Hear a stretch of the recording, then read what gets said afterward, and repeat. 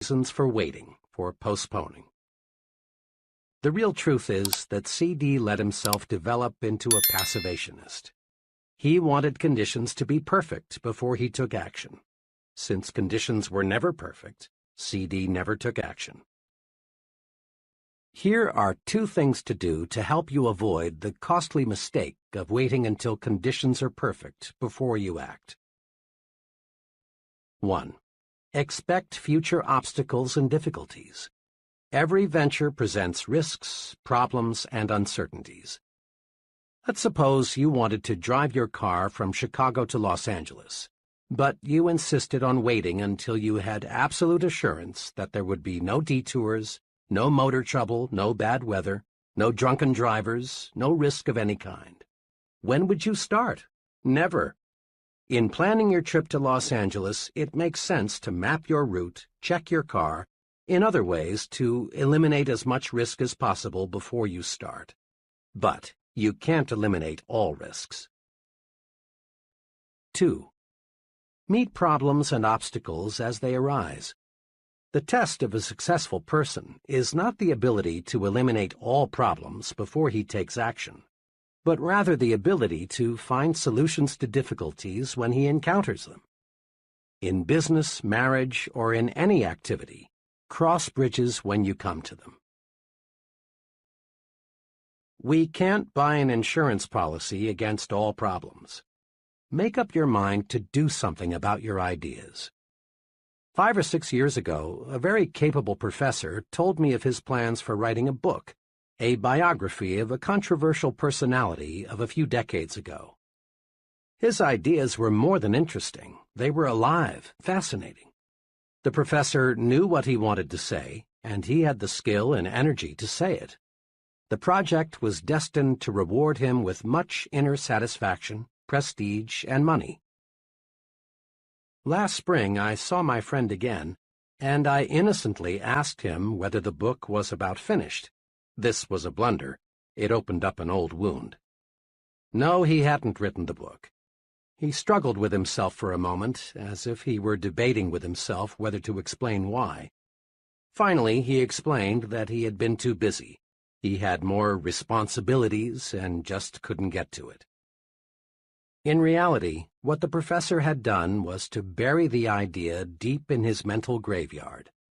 He let his mind grow negative thoughts. He visualized the tremendous work and sacrifices that would be involved. He saw all sorts of reasons why the project would fail. Ideas are important. Let's make no mistake about that.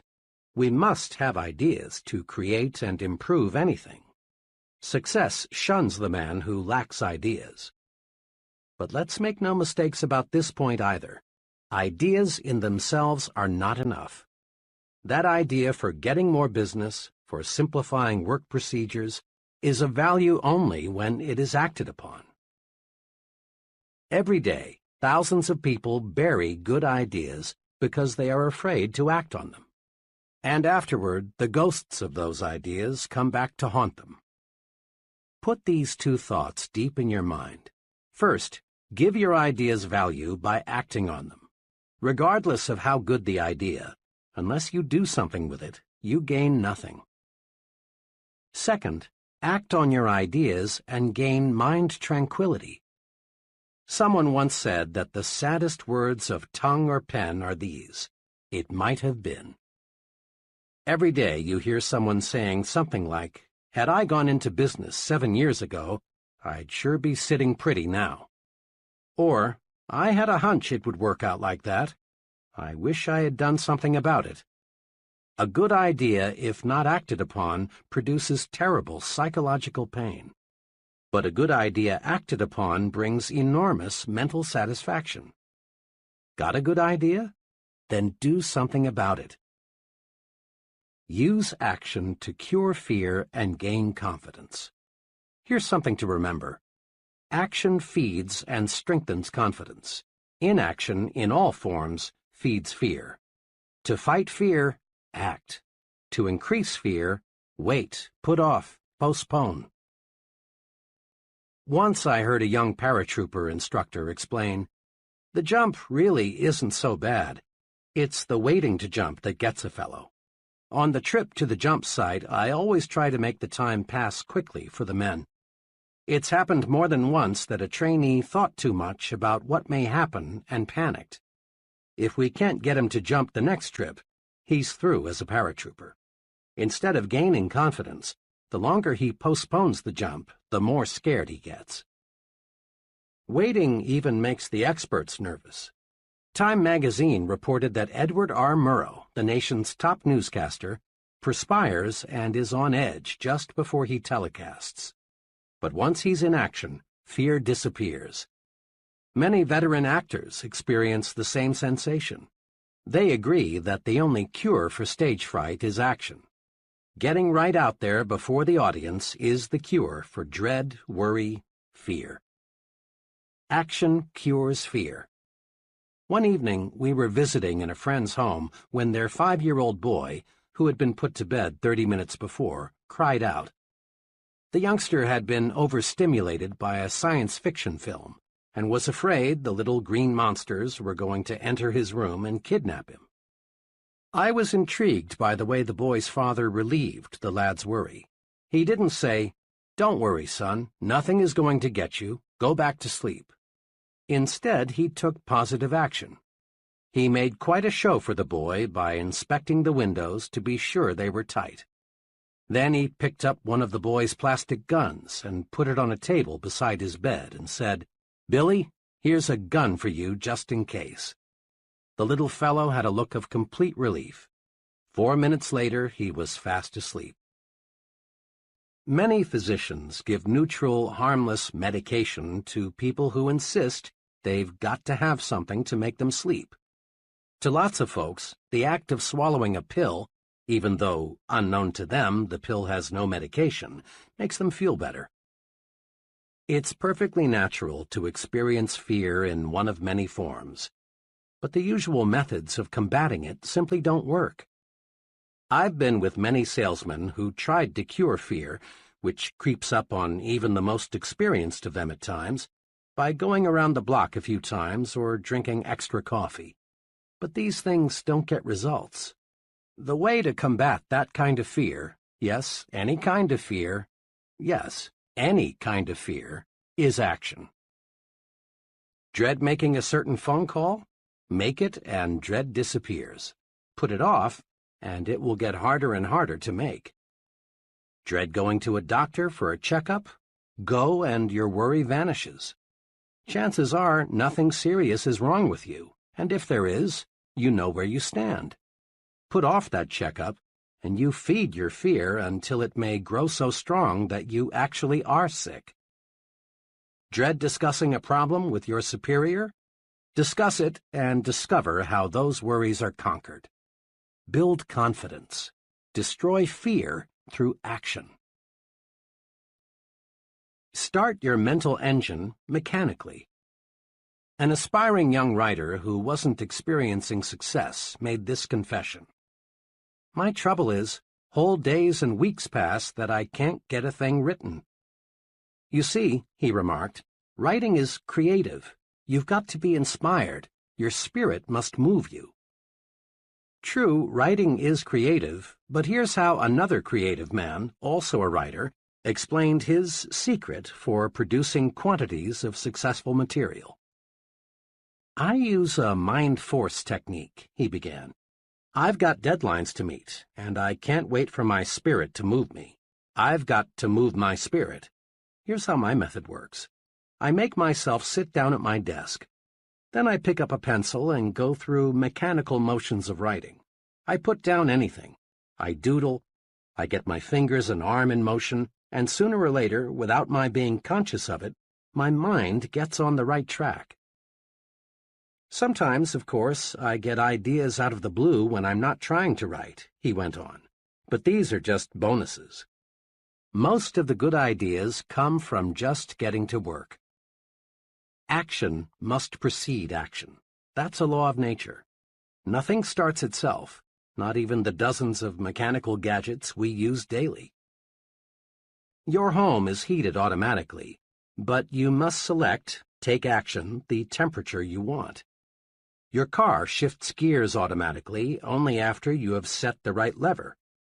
The same principle applies to mind action. You get your mind in gear to make it produce for you. A young branch sales manager for a door-to-door sales organization explained how he trained his sales force the mechanical way to start each day earlier and more successfully. There's a tremendous resistance to the door-to-door salesman, as anyone who has ever sold house-to-house knows, he commented. And it's hard, even for the veteran salesman, to make that first call in the morning. He knows the odds are pretty good that he'll get some pretty rough treatment before the day is over.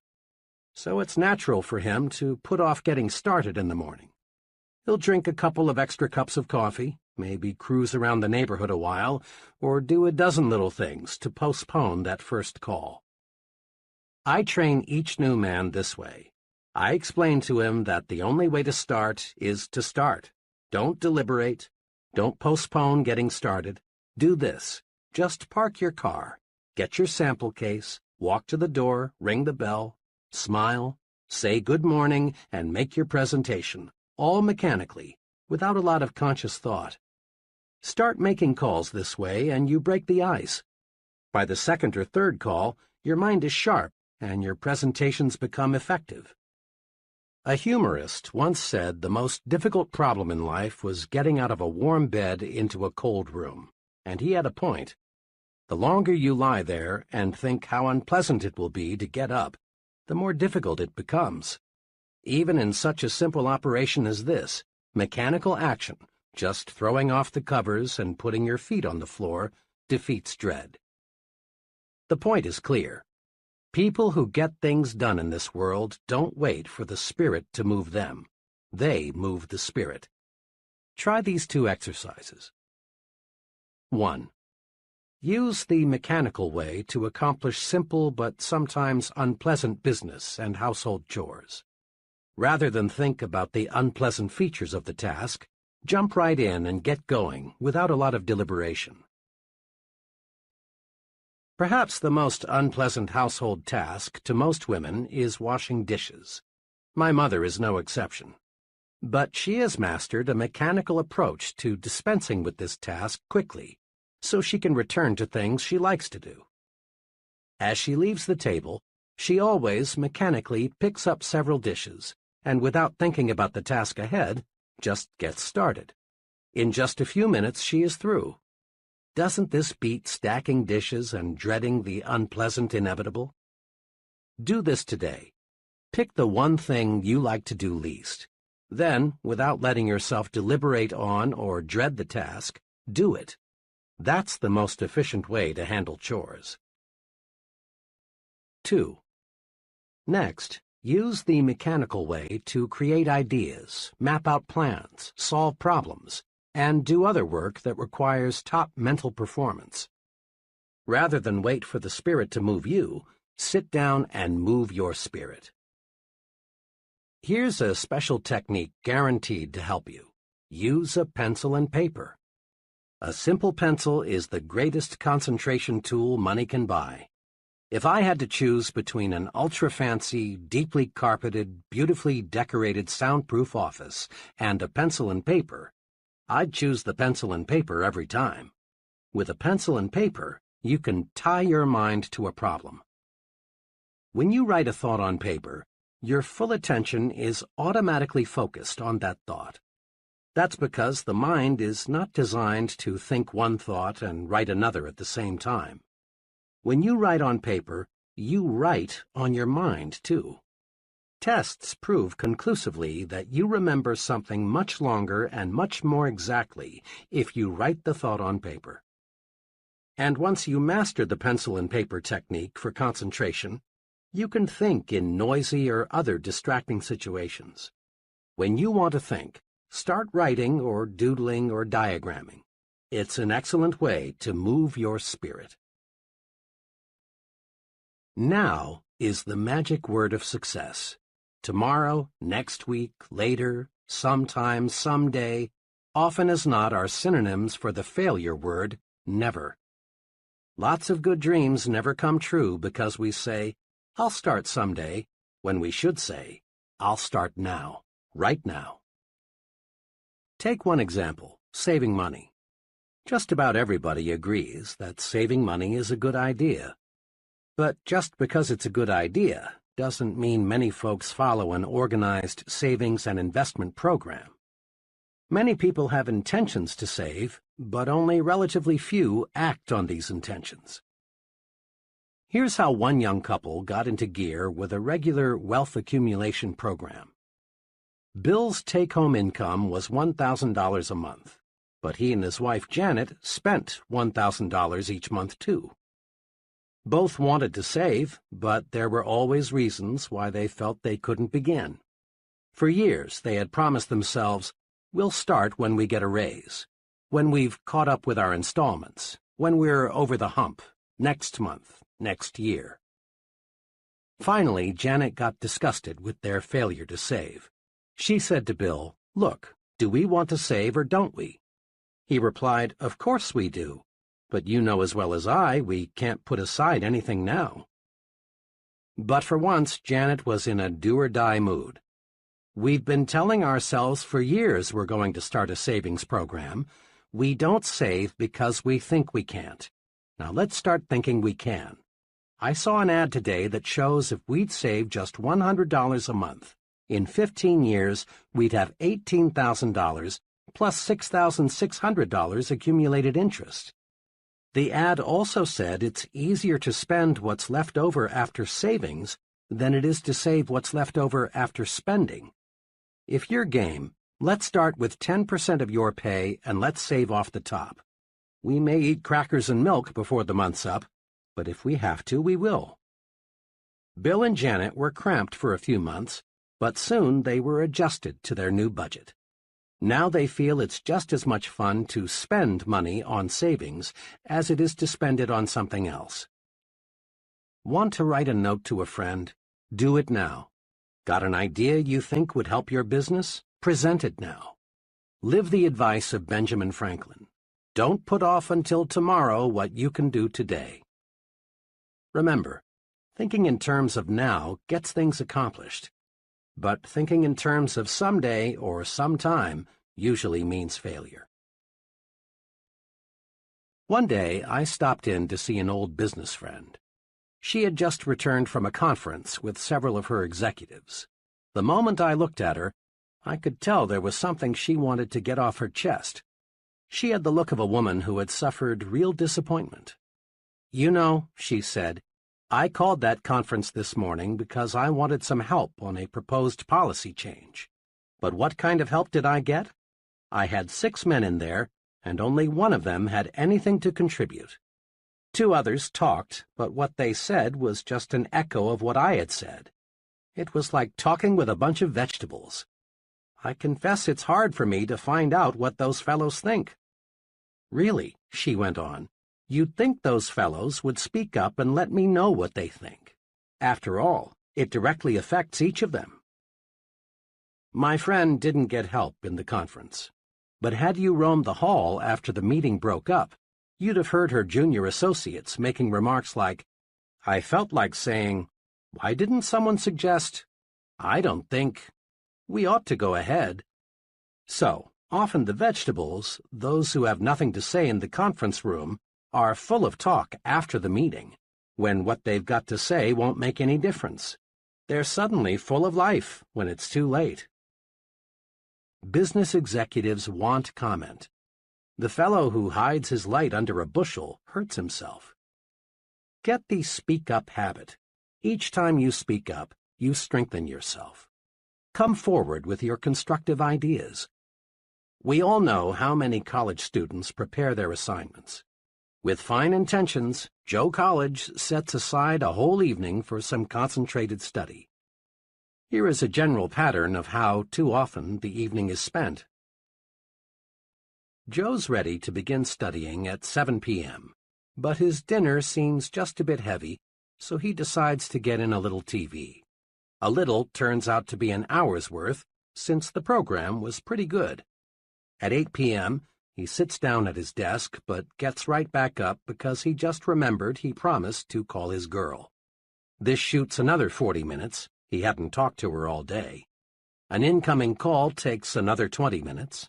On his way back to his desk, Joe is drawn into a ping-pong game. Another hour gone. The ping-pong makes him feel sweaty, so he takes a shower. Next, he needs a snack. The combined effect of the ping-pong and the shower have made him hungry.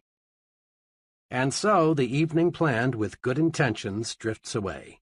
Finally, at 1 a.m., he opens the book, but he's too sleepy to absorb the subject. Finally, he surrenders completely. Next morning, he tells the professor, "I hope you give me a break. I studied till 2 a.m. for this exam." Joe College didn't get into action because he spent too much time getting ready to get into action. And Joe College isn't alone in being a victim of overpreparedness. Joe Salesman, Joe Executive, Joe Professional Worker, Josephine Housewife. They all often try to build strength and get ready with office chats, coffee breaks, sharpening pencils, reading, personal business, getting the desk cleared off, TV, and dozens of other little escape devices. But there's a way to break this habit. Tell yourself, "I'm in condition right now to begin. I can't gain a thing by putting it off.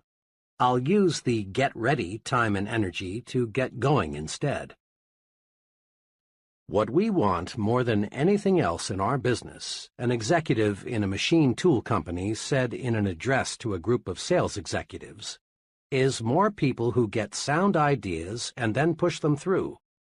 There's not one job in our production and marketing setup that can't be done better, a lot better. I don't want to infer that we're not doing a good job now. We are. But like all progressive companies, we need new products, new markets, new and more efficient ways of doing things. We depend on people with initiative. They're the ball carriers on our team.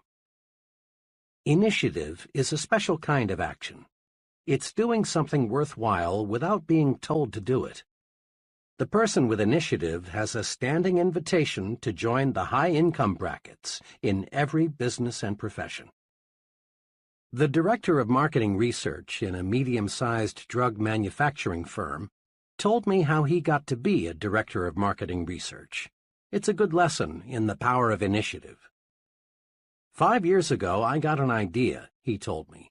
I was working then as a sort of missionary salesman, calling on wholesalers. I discovered that one thing we lacked was facts about the consumers we wanted to buy our drug line. I talked about the need for market research to everyone here.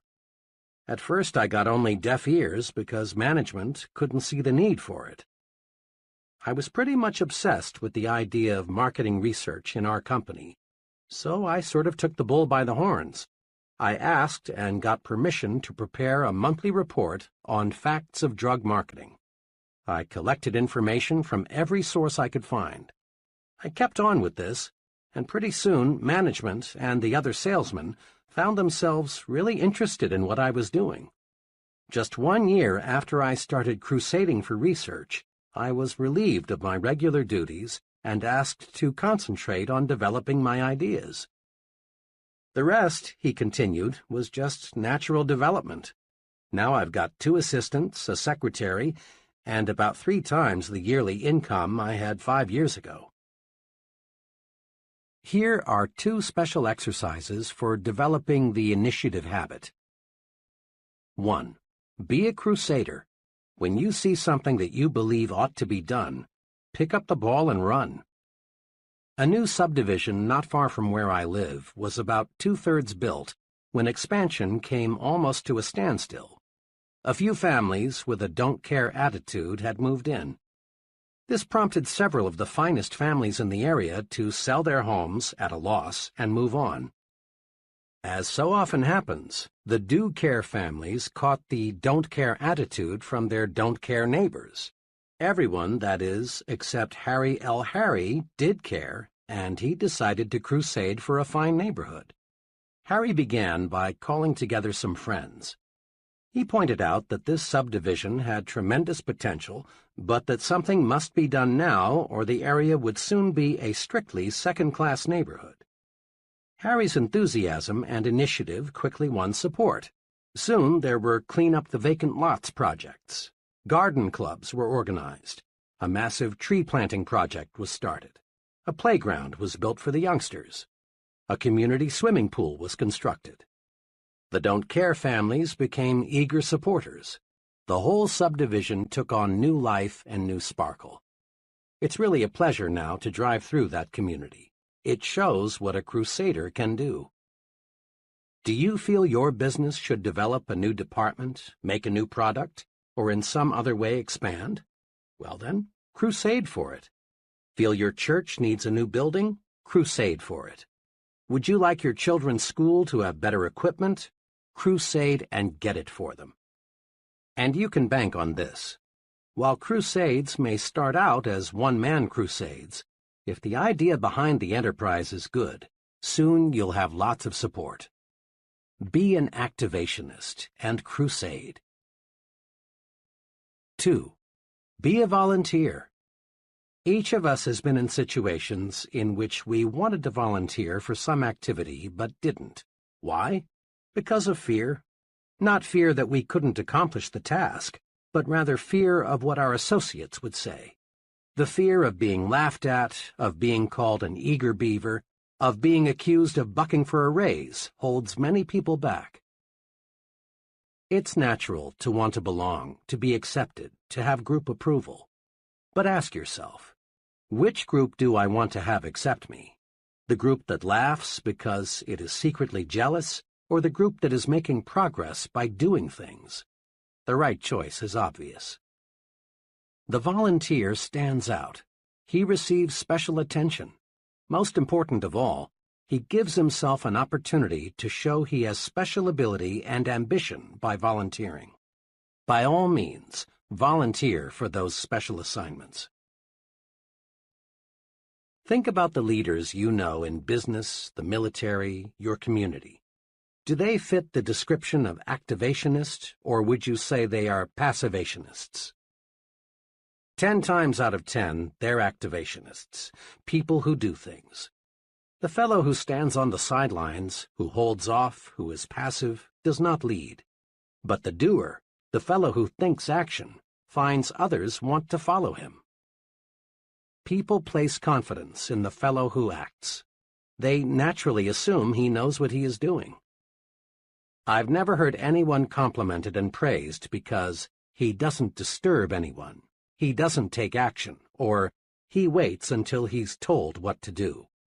Have you? Grow the action habit. Practice these key points. 1. Be an activationist. Be someone who does things. Be a doer, not a don'ter. 2. Don't wait until conditions are perfect. They never will be. Expect future obstacles and difficulties and solve them as they arise. 3. Remember, ideas alone won't bring success. Ideas have value only when you act upon them. 4. Use action to cure fear and gain confidence. Do what you fear, and fear disappears. Just try it and see. 5. Start your mental engine mechanically. Don't wait for the spirit to move you. Take action, dig in, and you move the spirit. 6. Think in terms of now. Tomorrow, next week, later, and similar words often are synonymous with the failure word never. Be an I'm starting right now kind of person. 7. Get down to business, pronto. Don't waste time getting ready to act. Start acting instead. 8. Seize the initiative. Be a crusader. Pick up the ball and run. Be a volunteer. Show that you have ability and ambition to do. Get in gear and go. Chapter 11. How to turn defeat into victory. Social workers and others who work on Skid Row find many differences in age, religious faith, education, and background among the tragic souls who have dropped into America's gutters. Some of these citizens are surprisingly young.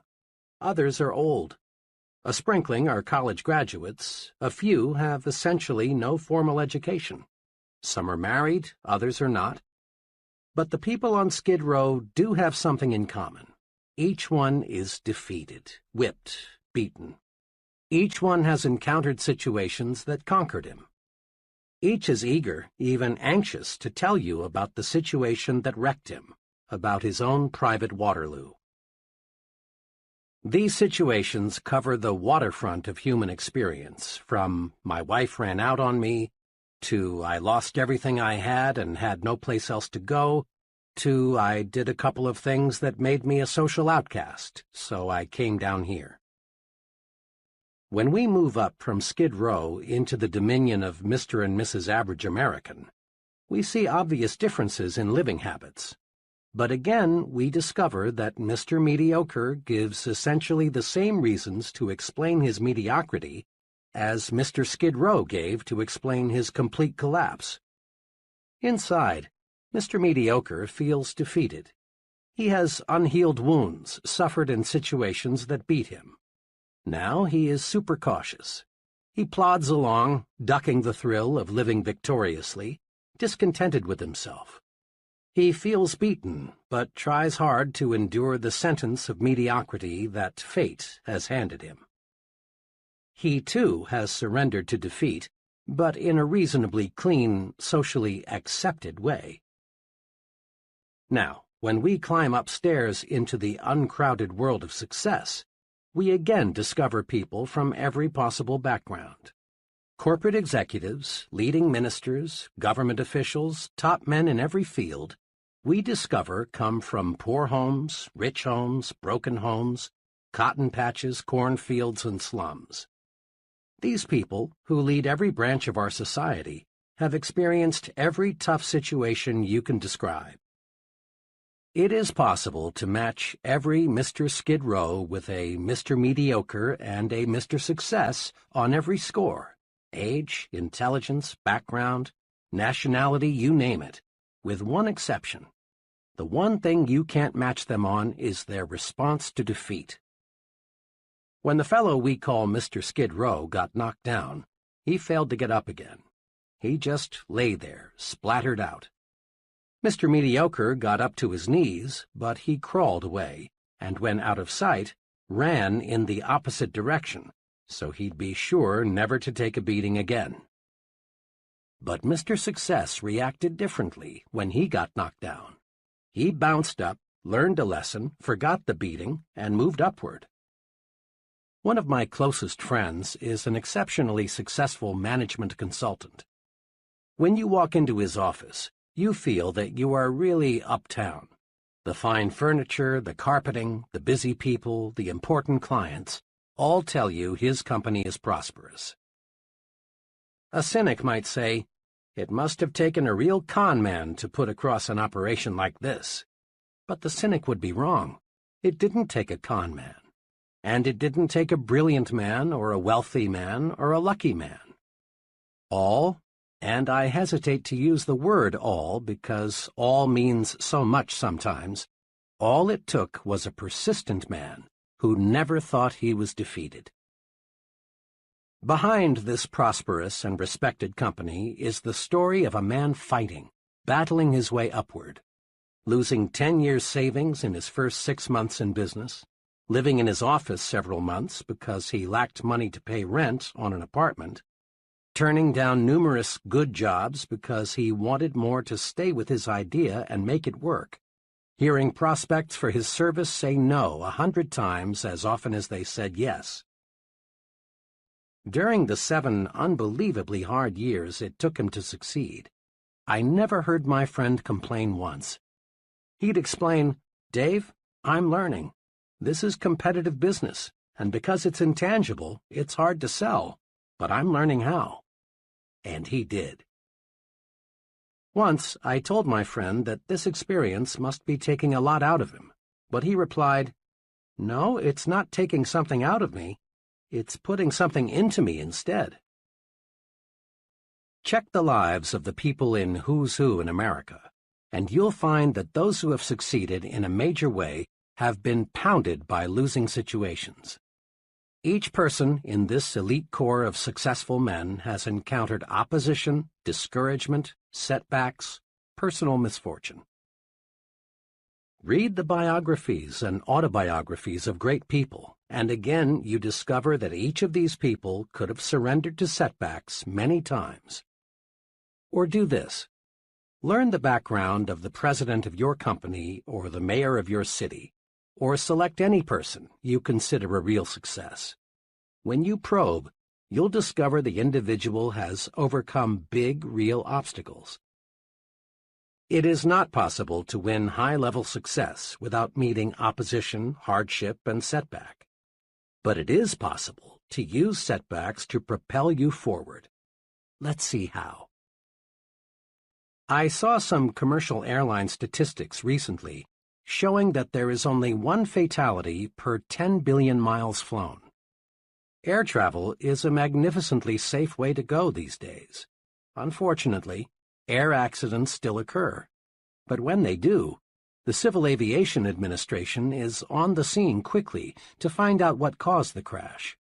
Fragments of metal are picked up from miles around and pieced together.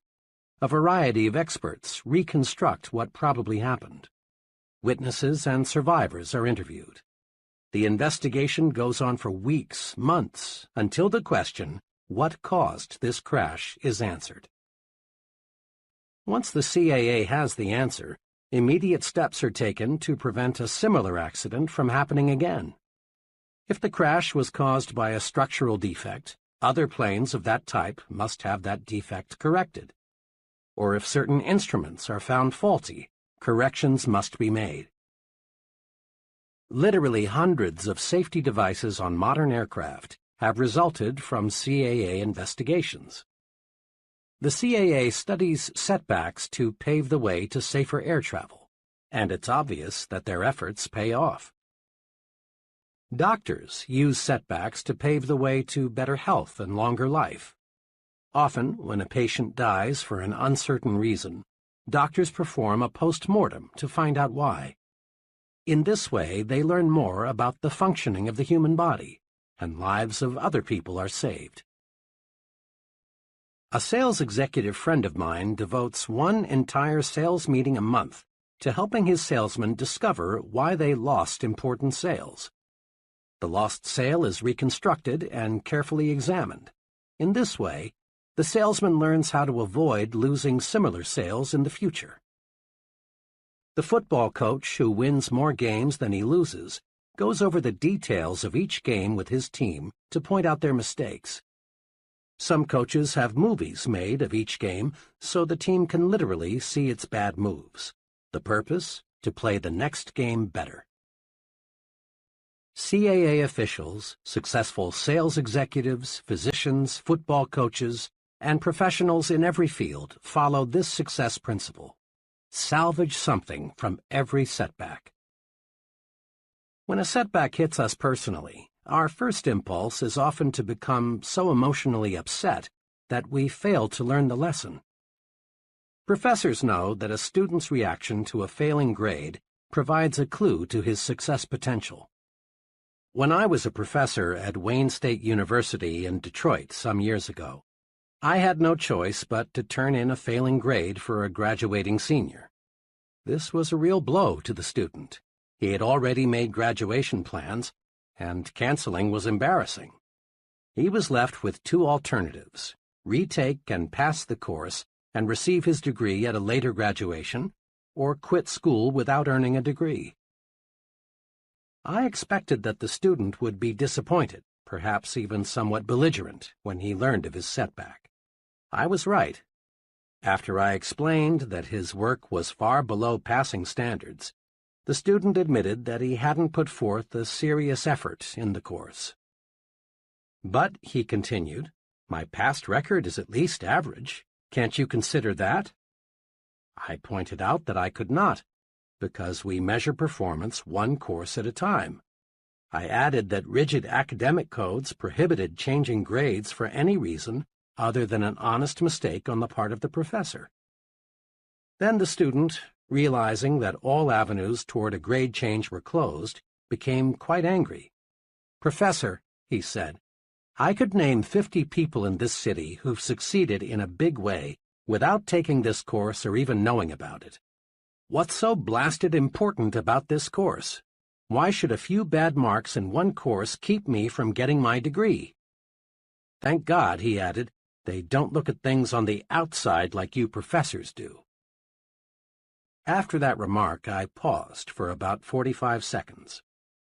I've learned that when you've been sniped at, one fine way to prevent a war of words is to take a long pause before answering. Then I said to my student friend, "Much of what you say is true. There are many, many highly successful people who know absolutely nothing about the subject matter in this course. And it is possible for you to win success without this knowledge. In the total scheme of life, this course content won't make or break you. But your attitude toward this course may." "What do you mean by that?" he asked. "Just this," I answered. "Outside, they grade you just as we grade you. What counts there, just as what counts here, is doing the job. Outside, they won't promote you or pay you more for doing second-class work." I paused again to make certain the point got through. Then I said, "May I make a suggestion? You're highly disappointed now. I can appreciate how you feel. And I don't think any less of you if you're a little sore at me. But look at this experience positively. There's a tremendously important lesson here. If you don't produce, you don't get where you want to go. Learn this lesson, and 5 years from now you'll regard it as one of the most profitable lessons you learned in all the time you invested here." I was glad when I learned a few days later that this student had re-enrolled for the course. This time he passed with flying colors. Afterward, he made a special call to see me to let me know how much he had appreciated our earlier discussion. "I learned something from flunking your course the first time," he said. "It may sound odd, but you know, Professor, now I'm glad I did not pass the first time." We can turn setbacks into victories, find the lesson, apply it, and then look back on defeat and smile. Moviegoers will never forget the great Lionel Barrymore. In 1936, Mr. Barrymore broke his hip. The fracture never healed. Most people thought Mr. Barrymore was finished, but not Mr. Barrymore. He used the setback to pave the way to even greater acting success. For the next 18 years, despite pain that never abated, he played dozens of successful roles in a wheelchair. On March 15, 1945, W. Colvin Williams was walking behind a tank in France. The tank hit a mine, exploded, and permanently blinded Mr. Williams. But this didn't stop Mr. Williams from pursuing his goal to be a minister and counselor. When he was graduated from college, and with honors too, Mr. Williams said he thought his blindness will actually be an asset in my career. I can never judge by appearances. Therefore, I can always give a person a second chance. My blindness keeps me from cutting myself off from a person because of the way he looks. I want to be the kind of person to whom anyone can come and feel secure to express himself. Isn't that a magnificent living example of cruel, bitter defeat being turned into victory? Defeat is only a state of mind, and nothing more. One of my friends, who is a substantial and successful investor in the stock market, carefully appraises each investment decision in the light of his past experiences. One time he told me, "When I first started investing 15 years ago, I really got singed a few times. Like most amateurs, I wanted to get rich quick. Instead, I got broke quick. But that didn't stop me. I knew the basic strengths of the economy, and that over the long pull, well-selected stocks are about the best investment anybody can make. So I just regarded those first bad investments as part of the cost of my education," he laughed. On the other hand, I know a number of people who, having made an unwise investment or two, are strictly anti-securities.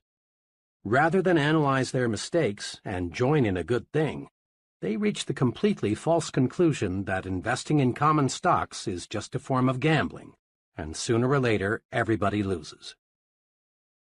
Decide right now to salvage something from every setback. Next time things seem to go wrong on the job or at home, calm down and find out what caused the trouble. This is the way to avoid making the same error twice. Being licked is valuable, if we learn from it. We human beings are curious creatures. We're quick to accept full credit for our victories. When we win, we want the world to know about it. It's natural to want others to look at you and say, "There goes the fellow who did such and such." But human beings are equally quick to blame someone else for each setback. It's natural for salesmen to blame customers when sales are lost. It's natural for executives to blame employees or other executives when things get out of gear. It's natural for husbands to blame wives and wives to blame husbands for quarrels and family problems. It is true that in this complex world, others may trip us. But it is also true that more often than not, we trip ourselves. We lose because of personal inadequacy, some personal mistake. Condition yourself for success this way. Remind yourself that you want to be as nearly perfect as is humanly possible. Be objective. Put yourself in a glass tube and look at yourself as a disinterested third party would look at the situation. See if you have a weakness that you've never noticed before. If you have, take action to correct it. Many people become so accustomed to themselves that they fail to see ways for improvement. The great Metropolitan Opera star Risa Stevens said in Reader's Digest, July 1955, that at the unhappiest moment of her life, she received the best advice she's ever had. Early in her career, Miss Stevens lost the Metropolitan Opera Auditions of the Air. After losing, Miss Stevens was bitter. "I longed to hear," she said, "that my voice was really better than the other girls', that the verdict was grossly unfair, that I had just lacked the right connections to win." But Miss Stevens's teacher didn't coddle her. Instead, she said to Miss Stevens, "My dear, have the courage to face your faults." Much as I wanted to fall back on self-pity, continued Miss Stevens, those words, kept coming back to me. That night they woke me. I couldn't sleep until I faced my shortcomings. Lying there in the dark, I asked myself, why did I fail? How can I win next time? And I admitted to myself that my voice range was not as good as it had to be, that I had to perfect my languages, that I must learn more roles. Miss Stevens went on to say how facing her faults not only helped her to succeed on stage, but also helped her win more friends and develop a more pleasing personality. Being self-critical is constructive. It helps you to build the personal strength and efficiency needed for success. Blaming others is destructive. You gain absolutely nothing from proving that someone else is wrong. Be constructively self-critical. Don't run away from inadequacies. Be like the real professionals. They seek out their faults and weaknesses, then correct them. That's what makes them professionals. Don't, of course, try to find your faults so you can say to yourself, "Here's another reason I'm a loser." Instead, view your mistakes as, "Here's another way to make me a bigger winner." The great Orville Hubbard once said, "A failure is a man who has blundered but is not able to cash in on the experience." Often we blame luck for our setbacks. We say, "Well, that's the way the ball bounces," and let it go at that. But stop and think. Balls don't bounce in certain ways for uncertain reasons. The bounce of a ball is determined by three things: the ball, the way it is thrown, and the surface it strikes. Definite physical laws explain the bounce of a ball, not luck. Suppose the CAA were to issue a report saying, "We're sorry the crash occurred, but folks, that's just the way the ball bounces." You'd say it's time to get a new CAA. Or suppose a doctor explained to a relative, "I'm awfully sorry, I don't know what happened. It's just one of those things." You'd switch doctors when you or another relative became ill. The "that's the way the ball bounces" approach teaches us nothing. We're no better prepared to avoid a duplication of the mistake the next time we face a similar situation. The football coach who takes Saturday's loss with, "Well, boys, that's the way the ball bounces," isn't helping his team avoid the same mistakes the next Saturday. Orville Hubbard, mayor of Dearborn, Michigan for 17 consecutive years, is one of the nation's most colorful and respected urban administrators. For 10 years prior to becoming mayor of Dearborn, Mr. Hubbard could have used the bad luck excuse and stepped out of politics. Before becoming a perennial winner, Orville Hubbard was unlucky 3 times in trying to get the nomination for mayor. 3 times he tried to get the nomination for state senator, but failed. Once he was beaten in a race for a congressional nomination. But Orville Hubbard studied these setbacks. He regarded them as part of his political education. And today he is one of the sharpest, most unbeatable politicians in local government. Instead of blaming luck, research those setbacks. If you lose, learn. Lots of folks go through life explaining their mediocrity with hard luck, tough luck, sour luck, bad luck. These people are still like children, immature, searching for sympathy. Without realizing it, they fail to see opportunities to grow bigger, stronger, more self-reliant. Stop blaming luck. Blaming luck never got anyone where he wanted to go. A friend, who is a literary consultant, writer, and critic, chatted with me recently about what it takes to be a successful writer. A lot of would-be writers, he explained, simply aren't serious about wanting to write. They try for a little while, but give it up when they discover there is real work involved. I haven't much patience with these people because they're looking for a shortcut, and there just isn't one. But, he went on, I don't want to imply that pure persistence is enough. The plain truth is, often it isn't. Just now, I'm working with a fellow who's written 62 short fiction pieces but hasn't sold one. Obviously, he is persistent in his goal to become a writer. But this fellow's problem is that he uses the same basic approach in everything he writes. He's developed a hard format for his stories. He has never experimented with his material, his plots and characters, and perhaps even style. What I'm trying to do now is to get this client to try some new approaches and some new techniques. He has ability, and if he'll do some experimenting, I'm sure he'll sell much of what he writes. But until he does, he'll just go on receiving one rejection slip after another. The advice of the literary consultant is good. We must have persistence. But persistence is only one of the ingredients of victory. We can try and try and try and try and try again and still fail, unless we combine persistence with experimentation. Edison is credited with being one of America's most persistent scientists. It's reported that he conducted thousands of experiments before he invented the electric light bulb. But note, Edison conducted experiments. He persisted in his goal to develop a light bulb. But he made that persistence pay off by blending it with experimentation. Persisting in one way is not a guarantee of victory. But persistence blended with experimentation does guarantee success. Recently, I noticed an article about the continuous search for oil. It said that oil companies study the rock formations carefully before they drill a well.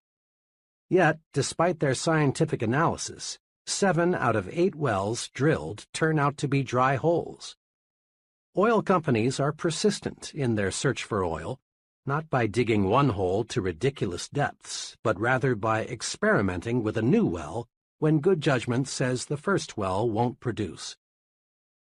Many ambitious people go through life with admirable persistence and show of ambition, But they fail to succeed because they don't experiment with new approaches. Stay with your goal. Don't waver an inch from it. But don't beat your head against a wall. If you aren't getting results, try a new approach. People who have bulldog persistence, who can grab something and not let go, have an essential success quality. Here are 2 suggestions for developing greater power to experiment, the ingredient that, when blended with persistence, gets results.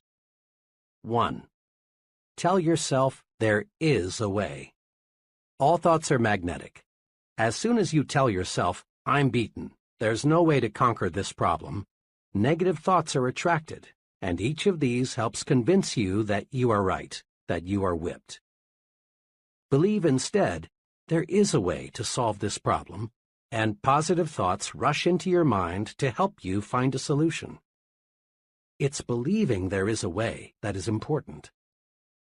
Marriage counselors report no success in saving marriages until one, and preferably both partners, see that it is possible to win back happiness. Psychologists and social workers say an alcoholic is doomed to alcoholism until he believes he can beat his thirst. This year, thousands of new businesses are being formed.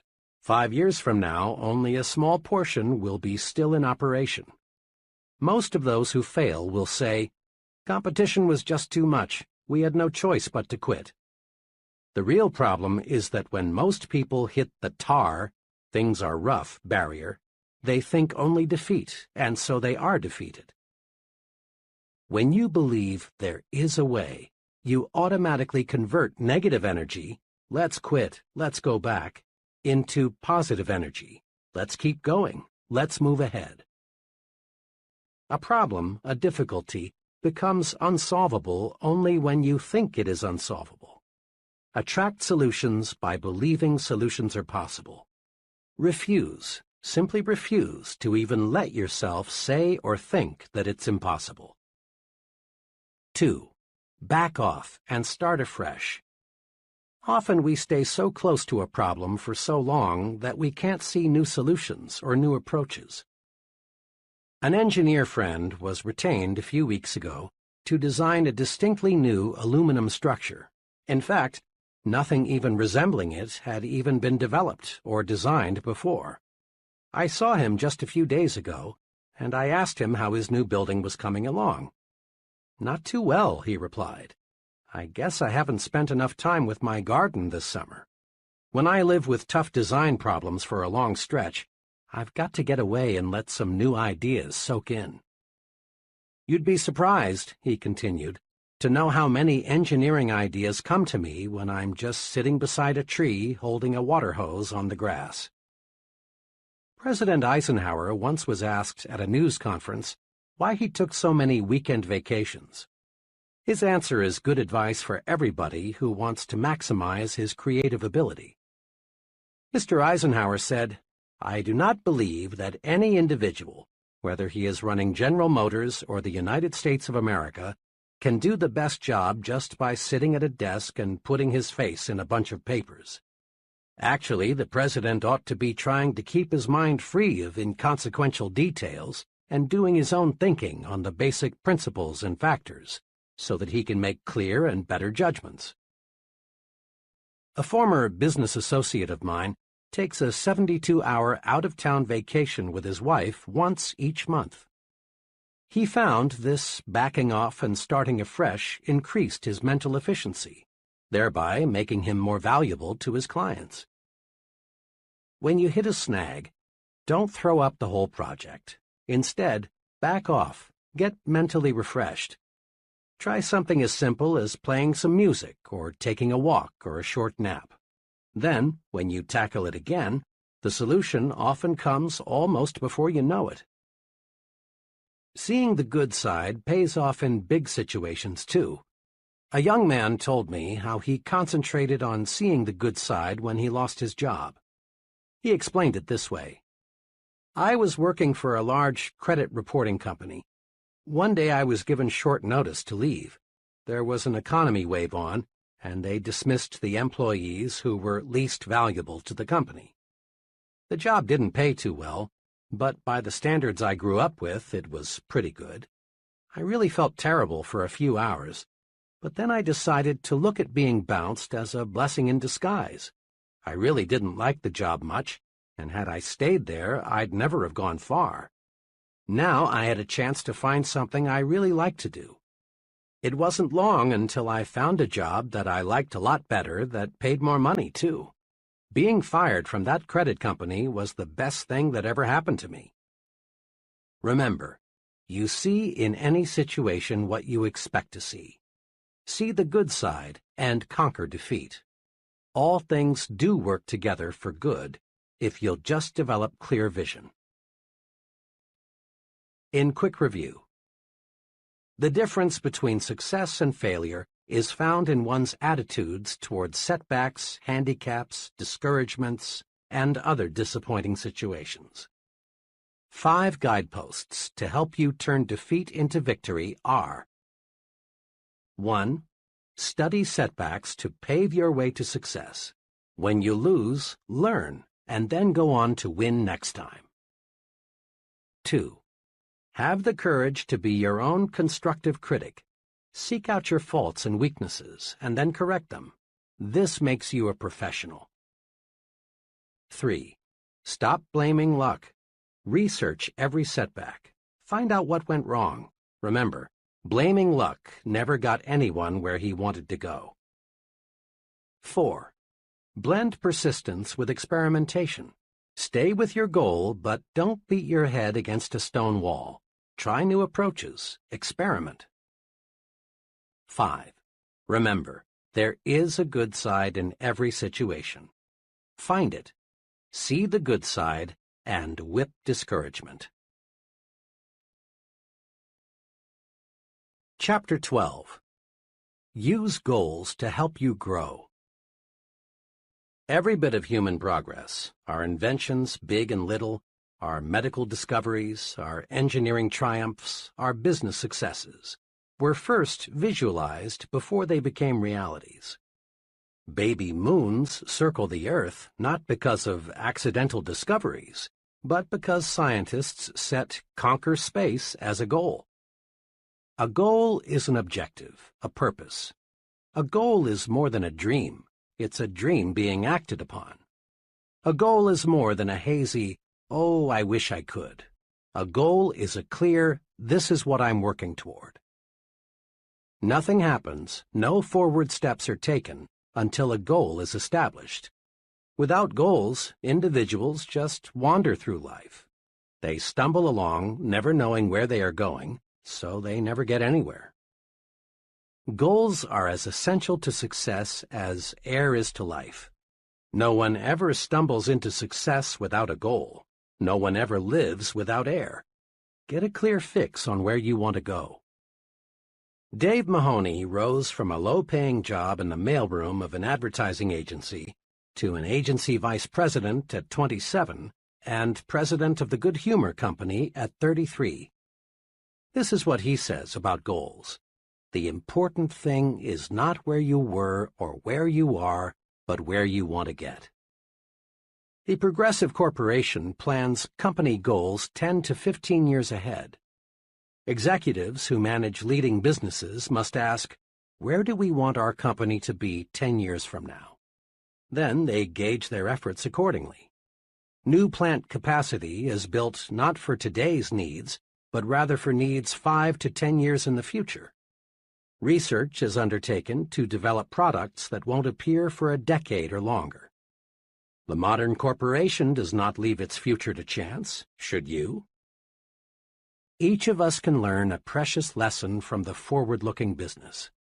We can and should plan at least 10 years ahead. You must form an image now of the person you want to be 10 years from now, if you are to become that image. This is a critical thought. Just as the business that neglects to plan ahead will be just another business, if it even survives, the individual who fails to set long-range goals will most certainly be just another person lost in life's shuffle. Without goals, we cannot grow. Let me share with you an example of why we must have long-run goals to achieve real success. Just last week, a young man, let me call him FB, came to me with a career problem. FB looked well-mannered and intelligent. He was single and had finished college 4 years ago. We talked for a while about what he was doing now, his education, his aptitudes, and general background. Then I said to him, "You came to see me for help on making a job change. What kind of job are you looking for?" "Well," he said, "that's what I came to see you about. I don't know what I want to do." His problem, of course, was a very common one, but I realized that just to arrange for the young man to have interviews with several possible employers would not help him. Trial and error is a pretty poor way to select a career. With dozens of career possibilities, the odds of stumbling into the right choice are several dozen to 1. I knew I had to help FB see that before he starts going someplace career-wise, he's got to know where that someplace is. So I said, "Let's look at your career plan from this angle. Will you describe for me your image of yourself 10 years from now?" FB, obviously studying the question, finally said, "Well, I guess I want what just about everyone else wants, a good job that pays well and a nice home. Really, though," he continued, "I haven't given it too much thought." This, I assured him, was quite natural. I went on to explain that his approach to selecting a career was like going to an airline ticket counter and saying, "Give me a ticket." The people selling the tickets just can't help you unless you give them a destination. So I said, "And I can't help you find a job until I know what your destination is, and only you can tell me that." This jarred FB into thinking. We spent the next 2 hours not talking about the merits of different kinds of jobs, but rather discussing how to set goals. FB learned, I believe, the most important lesson in career planning. Before you start out, know where you want to go. Like the Progressive Corporation, plan ahead. You are, in a sense, a business unit. Your talent, skills, and abilities are your products. You want to develop your products so they command the highest possible price. Forward planning will do it.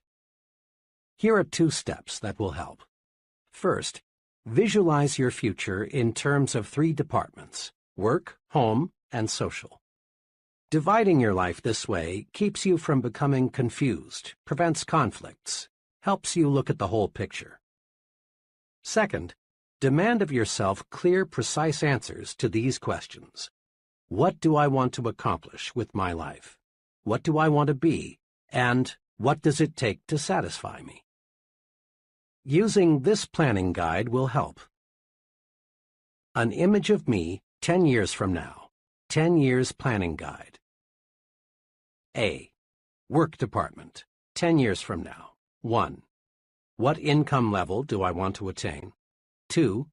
What level of responsibility do I seek? 3. How much authority do I want to command? 4. What prestige do I expect to gain from my work? B. Home department, 10 years from now. 1. What kind of standard of living do I want to provide for my family and myself? 2. What kind of house do I want to live in? 3. What kind of vacations do I want to take? 4. What financial support do I want to give my children in their early adult years? C. Social department, 10 years from now. 1. What kinds of friends do I want to have? 2. What social groups do I want to join? 3. What community leadership positions would I like to hold? 4. What worthwhile causes do I want to champion? A few years ago, my young son insisted the 2 of us build a doghouse for Peanut, an intelligent pup of dubious pedigree and my son's pride and joy. His persistence and enthusiasm won, so we proceeded to build a home Peanut could call her own. Our combined carpentry talent equaled 0, and the end product clearly reflected that fact. Shortly afterward, a good friend stopped by and upon seeing what we had done, asked, "What's that you've stuck up there among the trees? That's not a doghouse, is it?" I replied that it was. Then he pointed out just a few of our mistakes and summed it all up with, "Why didn't you get a plan? Nobody these days builds a doghouse without a blueprint." And please, as you visualize your future, don't be afraid to be blue sky. People these days are measured by the size of their dreams. No one accomplishes more than he sets out to accomplish. So visualize a big future. Here is a word-for-word excerpt from the life plan of one of my former trainees. Listen to it. Note how well this fellow visualized his home future. As he wrote this, it is obvious he really saw himself in the future. "My home goal is to own a country estate. The house will be of the typical Southern manor type, 2 stories, white columns and all. We will have the grounds fenced in, and probably we'll have a fish pond or 2 on the place, as my wife and I both enjoy fishing. We will keep our Doberman kennels back of the house somewhere. The thing I have always wanted is a long winding driveway with trees lining each side. But a house is not necessarily a home. I am going to do everything I can to make our house more than just a place to eat and sleep. Of course, we do not intend to leave God out of our plans, and throughout the years we will spend a certain amount of time in church activities. 10 years from now, I want to be in a position to take a family cruise around the world. I would like very much to do this before the family gets scattered all over the world by marriages, etc. If we can't find the time to make the cruise all at once, we will put it into 4 or 5 separate vacations and visit a different part of the world each year. Naturally, all these plans in home department depend on how well things go in my work department, so I'll have to keep on the ball if I'm to accomplish all this. This plan was written 5 years ago. The trainee then owned 2 small dime stores. Now he owns 5, and he has purchased 17 acres for his country estate. He's thinking and progressing right along toward his goal. The 3 departments of your life are closely interrelated. Each depends on the others to some extent. But the one department that has the most influence over the other departments is your work. Thousands of years ago, the caveman who had the happiest home life and was most respected by his cave mates was the fellow who was most successful as a hunter. As a generalization, the same point holds true today. The standard of living we provide our families and the social and community respect we attain depends largely on our success in the work department. Not long ago, the McKinsey Foundation for Management Research conducted a large-scale study to determine what it takes to become an executive.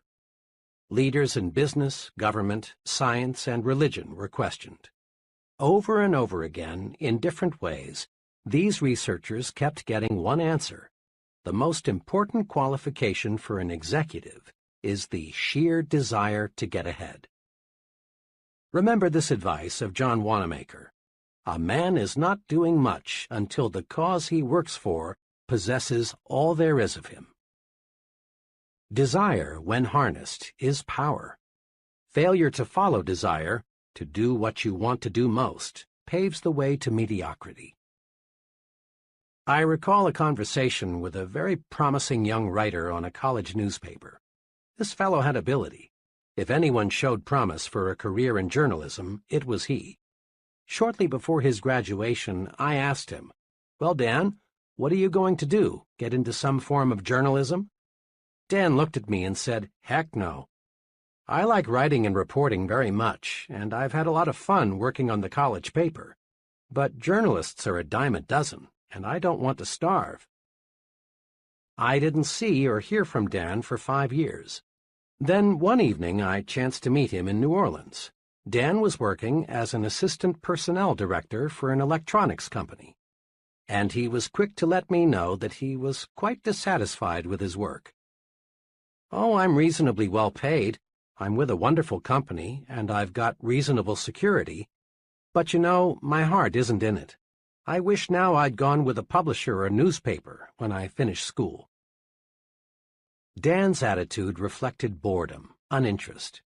He was cynical about many things. He will never achieve maximum success until he quits his present job and gets into journalism. Success requires heart and soul effort, and you can put your heart and soul only into something you really desire. Had Dan followed his desire, he could have risen to the very top in some phase of communication. And over the long pull, he would have made much more money and achieved far more personal satisfaction than he will find in his present kind of work. Switching from what you don't like to do to what you do like to do is like putting a 500-horsepower motor in a 10-year-old car. All of us have desires. All of us dream of what we really want to do. But few of us actually surrender to desire. Instead of surrendering to desire, we murder it. 5 weapons are used to commit success suicide. Destroy them. They're dangerous. 1. Self-depreciation. You have heard dozens of people say, "I would like to be a doctor, or an executive, or a commercial artist, or in business for myself, but I can't do it. I lack brains. I'd fail if I tried. I lack the education and/or experience." Many young folks destroy desire with the old negative self-depreciation. 2. Security-itis. Persons who say, "I've got security where I am," use the security weapons to murder their dreams. 3. Competition. The field is already overcrowded. People in that field are standing on top of each other, are remarks which kill desire fast. 4. Parental dictation. I've heard hundreds of young people explain their career choice with, "I'd really like to prepare for something else, but my parents want me to do this, so I must." Most parents, I believe, do not intentionally dictate to their children what they must do. What all intelligent parents want is to see their children live successfully. If the young person will patiently explain why he or she prefers a different career, and if the parent will listen, there will be no friction. The objectives of both the parent and the young person for the young person's career are identical: success. 5. Family responsibility. The attitude of, "It would have been wise for me to change over 5 years ago, but now I've got a family and I can't change," illustrates this kind of desire murder weapon. Throw away those murder weapons. Remember, the only way to get full power, to develop full go force, is to do what you want to do. Surrender to desire and gain energy, enthusiasm, mental zip, and even better health. And it's never too late to let desire take over. The overwhelming majority of really successful people work much longer than 40 hours a week, and you don't hear them complain of overwork. Successful people have their eyes focused on a goal, and this provides energy. The point is this: energy increases, multiplies, when you set a desired goal and resolve to work toward that goal. Many people, millions of them, can find new energy by selecting a goal and giving all they've got to accomplish that goal. Goals cure boredom. Goals even cure many chronic ailments. Let's probe a little deeper into the power of goals. When you surrender yourself to your desires, when you let yourself become obsessed with a goal, you receive the physical power, energy, and enthusiasm needed to accomplish your goal. But you receive something else, something equally valuable. You receive the automatic instrumentation needed to keep you going straight to your objective. The most amazing thing about a deeply entrenched goal is that it keeps you on course to reach your target. This isn't double talk. What happens is this: when you surrender to your goal, the goal works itself into your subconscious mind. Your subconscious mind is always in balance. Your conscious mind is not, unless it is in tune with what your subconscious mind is thinking. Without full cooperation from the subconscious mind, a person is hesitant, confused, indecisive. Now, with your goal absorbed into your subconscious mind, you react the right way automatically. The conscious mind is free for clear, straight thinking. Let's illustrate this with two hypothetical persons. As you listen, you'll recognize these characters among the real people you know. We'll call them Tom and Jack. These fellows are comparable in all respects except one. Tom has a firmly entrenched goal. Jack does not. Tom has a crystal-clear image of what he wants to be. He pictures himself as a corporation vice president 10 years hence. Because Tom has surrendered to his goal through his subconscious mind signals to him saying, "Do this," or "Don't do that. It won't help get you where you want to go." The goal constantly speaks, "I am the image you want to make real. Here is what you must do to make me real." Tom's goal does not pilot him in vague generalities. It gives him specific directions in all his activities. When Tom buys a suit, the goal speaks and shows Tom the wise choice. The goal helps to show Tom what steps to take to move up to the next job, what to say in the business conference, what to do when conflict develops, what to read, what stand to take. Should Tom drift a little off course, his automatic instrumentation, housed securely in his subconscious mind, alerts him and tells him what to do to get back on course. Tom's goal has made him supersensitive to all the many forces at work that affect him. Jack, on the other hand, lacking a goal, also lacks the automatic instrumentation to guide him. He is easily confused. His actions reflect no personal policy. Jack wavers, shifts, guesses at what to do. Lacking consistency of purpose, Jack flounders on the ruddy road to mediocrity. May I suggest you listen to this section again, right now. Let this concept soak in. Then look around you. Study the very top echelon of successful persons. Note how they, without exception, are totally devoted to their objective. Observe how the life of a highly successful person is integrated around a purpose. Surrender to that goal. Really surrender. Let it obsess you and give you the automatic instrumentation you need to reach that goal. On occasion, all of us have waked up on Saturday morning with no plans, no agenda, either mental or written, that spells out what we're going to do. On days like that, we accomplish next to nothing. We aimlessly drift through the day, glad when it's finally over. But when we face the day with a plan, we get things done. This common experience provides an important lesson. To accomplish something, we must plan to accomplish something. Before World War II, our scientists saw the potential power locked in the atom. But relatively little was known about how to split the atom and unleash that tremendous power. When the United States entered the war, forward-thinking scientists saw the potential power of an atomic bomb. A crash program was developed to accomplish just one goal: build an atomic bomb. The result is history. In just a few years, the concentrated effort paid off. The bombs were dropped, and the war was ended. But without that crash program to accomplish a goal, splitting the atom would have been delayed perhaps a decade, maybe longer. Set goals to get things done. Our great production system would be hopelessly bogged down if production executives did not establish and adhere to target dates and production schedules. Sales executives know salesmen sell more when they are given a carefully defined quota to sell. Professors know students get term papers written on time when a deadline is set.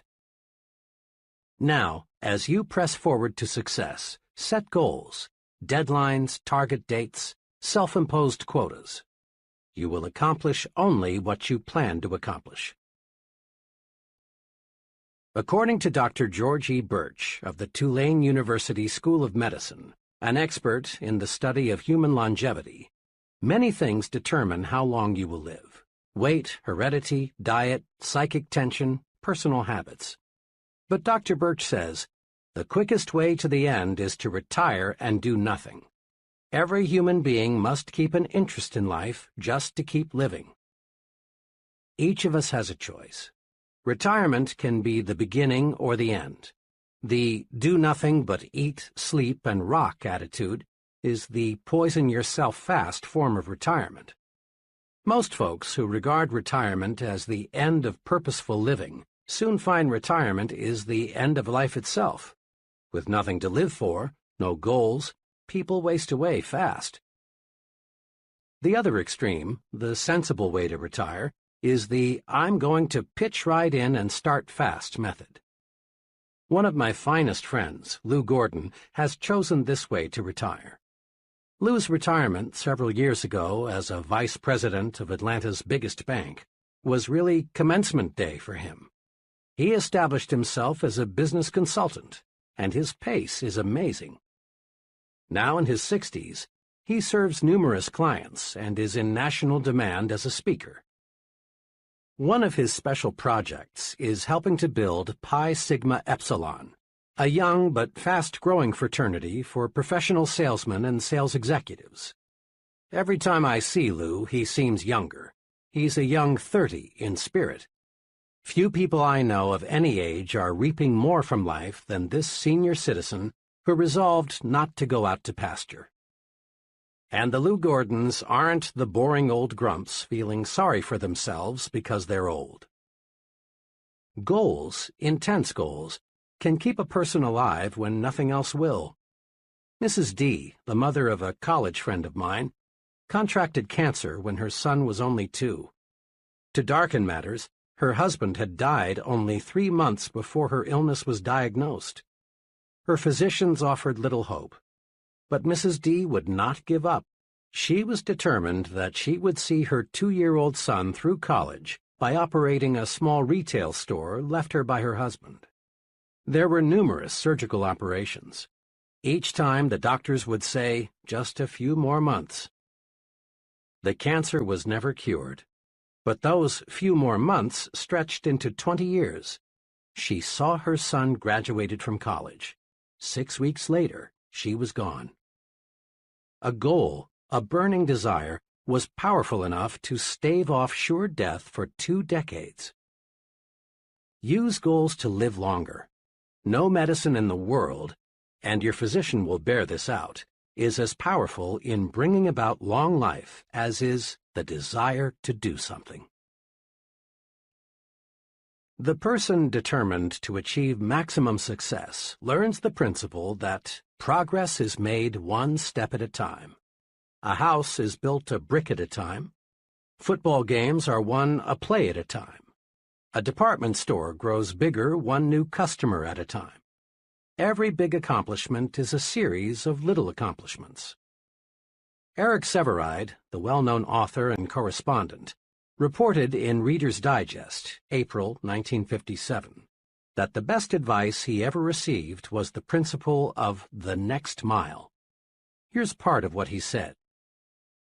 During World War II, I and several others had to parachute from a crippled Army transport plane into the mountainous jungle on the Burma-India border. It was several weeks before an armed relief expedition could reach us, and then we began a painful, plodding march out to civilized India. We were faced by a 140-mile trek over mountains in August heat and monsoon rains. In the first hour of the march, I rammed a boot nail deep into one foot. By evening, I had bleeding blisters the size of a 50-cent piece on both feet. Could I hobble 140 miles? Could the others, some in worse shape than I, complete such a distance? We were convinced we could not, but we could hobble to that ridge, we could make the next friendly village for the night, and that, of course, was all we had to do. When I relinquished my job and income to undertake a book of 250,000 words, I could not bear to let my mind dwell on the whole scope of the project. I would surely have abandoned what has become my deepest source of professional pride. I tried to think only of the next paragraph, not the next page, and certainly not the next chapter. Thus, for 6 solid months, I never did anything but set down one paragraph after another. The book wrote itself. Years ago, I took on a daily writing and broadcasting chore that has totaled, now, more than 2,000 scripts.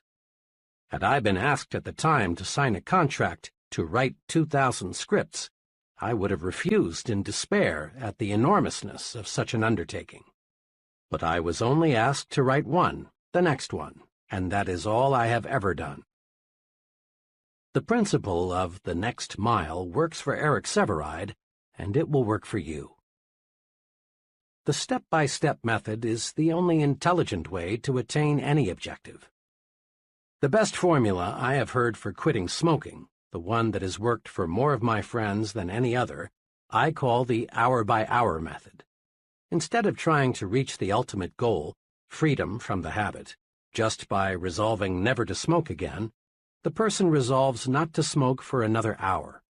When the hour is up, the smoker simply renews his resolution not to smoke for another hour. Later, as desire diminishes, the period is extended to 2 hours, later to a day. Eventually, the goal is won. The person who wants freedom from the habit all at once fails because the psychological pain is more than he can stand. An hour is easy. Forever is difficult. Winning any objective requires a step-by-step method.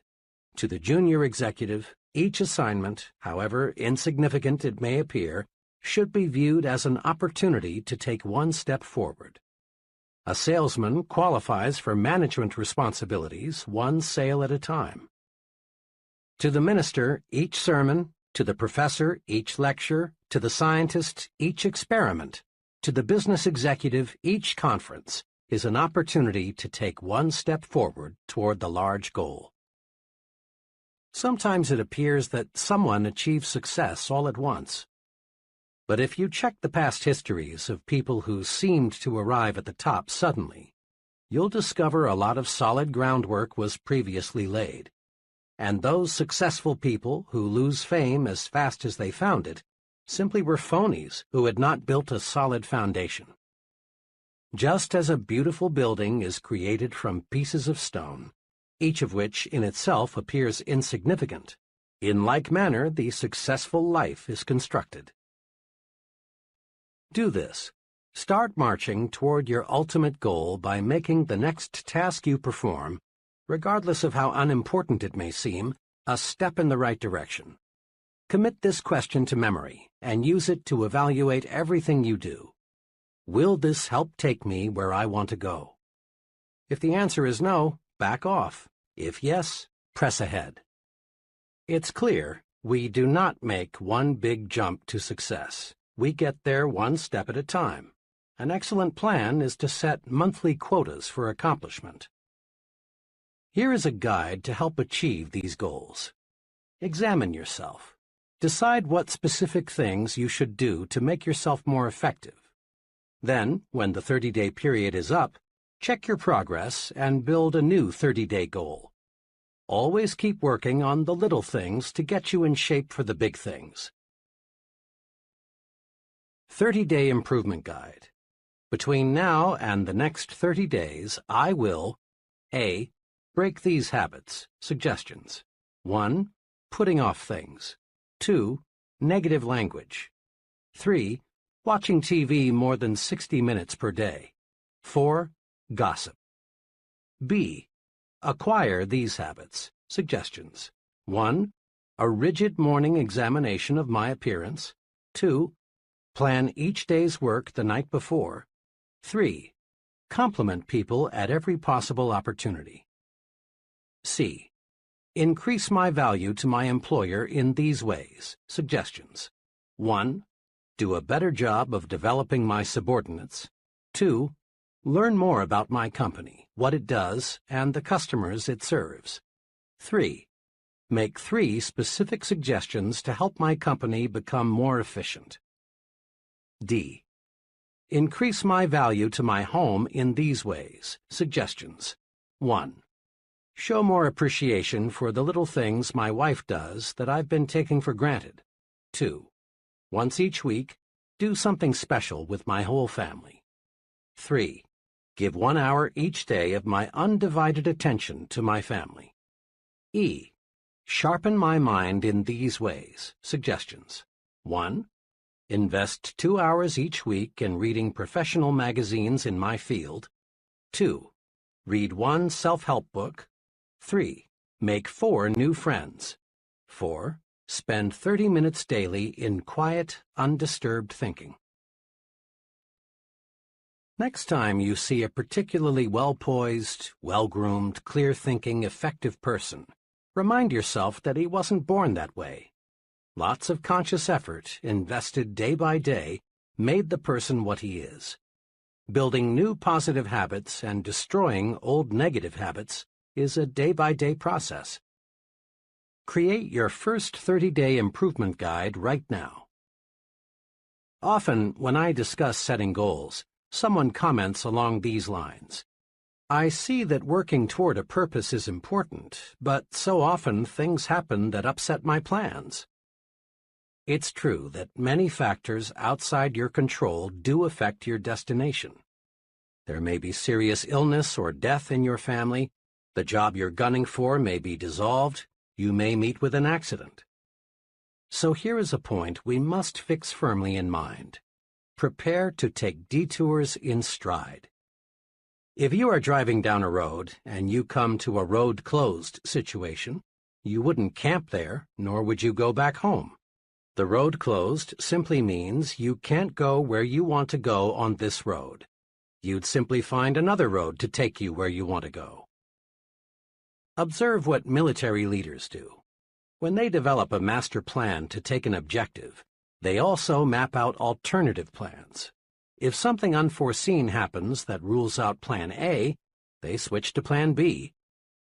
You rest easy in an airplane even though the airport where you plan to land is closed in because you know the fellow up there driving the plane has alternative landing fields and a reserve fuel supply. It's a rare person who has achieved high-level success who has not had to take detours, many of them.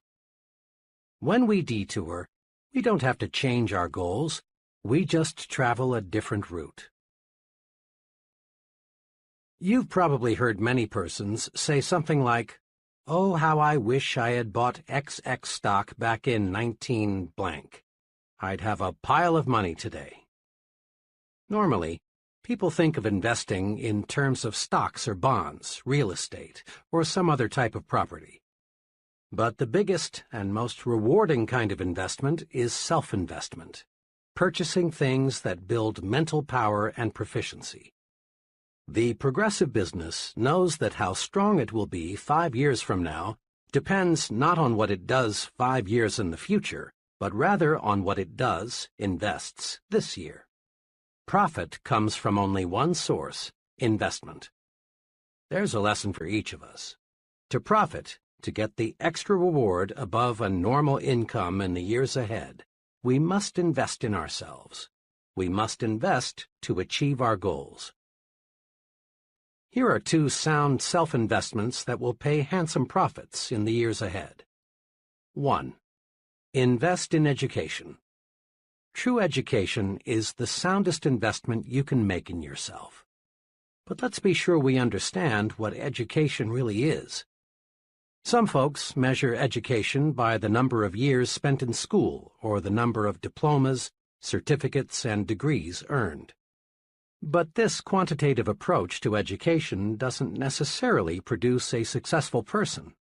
Ralph J. Cordiner, chairman of General Electric, expressed the attitude of top business management toward education this way. 2 of our most outstanding presidents, Mr. Wilson and Mr. Coffin, never had an opportunity to attend college. Although some of our present officers have doctor's degrees, 12 out of 41 have no college degrees. We are interested in competency, not diplomas. A diploma or degree may help you get a job, but it will not guarantee your progress on the job. Business is interested in competency, not diplomas. To others, education means the quantity of information a person has stashed away in his brain. But the soak-up facts method of education won't get you where you want to go. More and more we depend on books, files, and machines to warehouse information. If we can do only what a machine can do, we're in a real fix. Real education, the kind worth investing in, is that which develops and cultivates your mind. How well educated a person is measured by how well his mind is developed, in brief, by how well he thinks.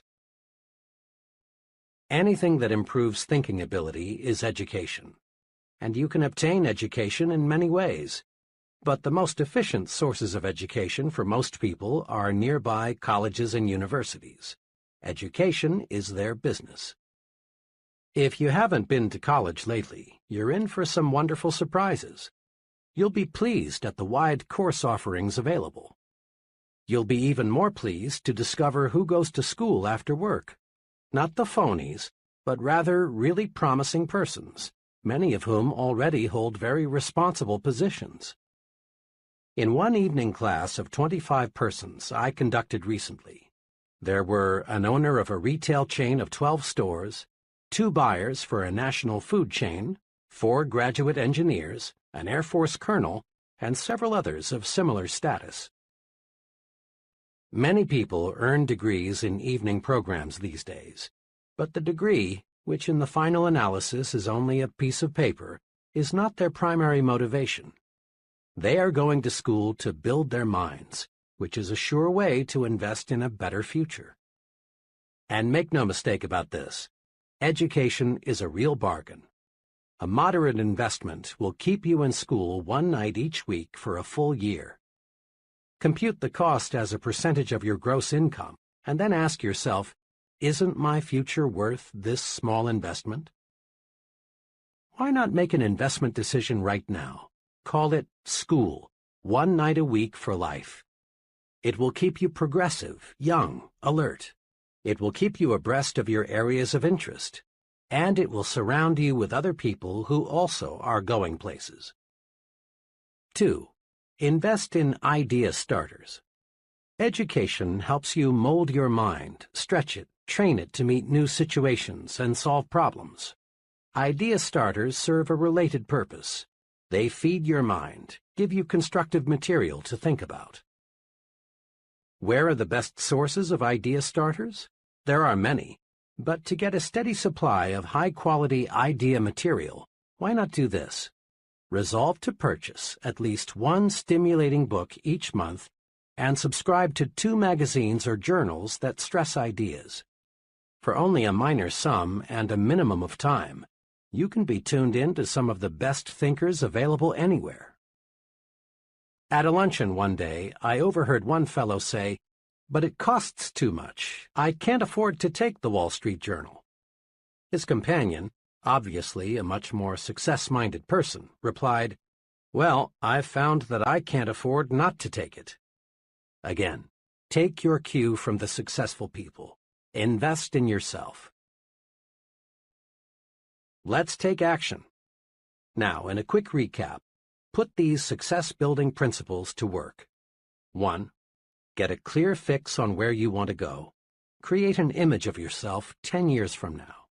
2. Write out your 10-year plan. Your life is too important to be left to chance. Put down on paper what you want to accomplish in your work, your home, and your social departments. 3. Surrender yourself to your desires. Set goals to get more energy.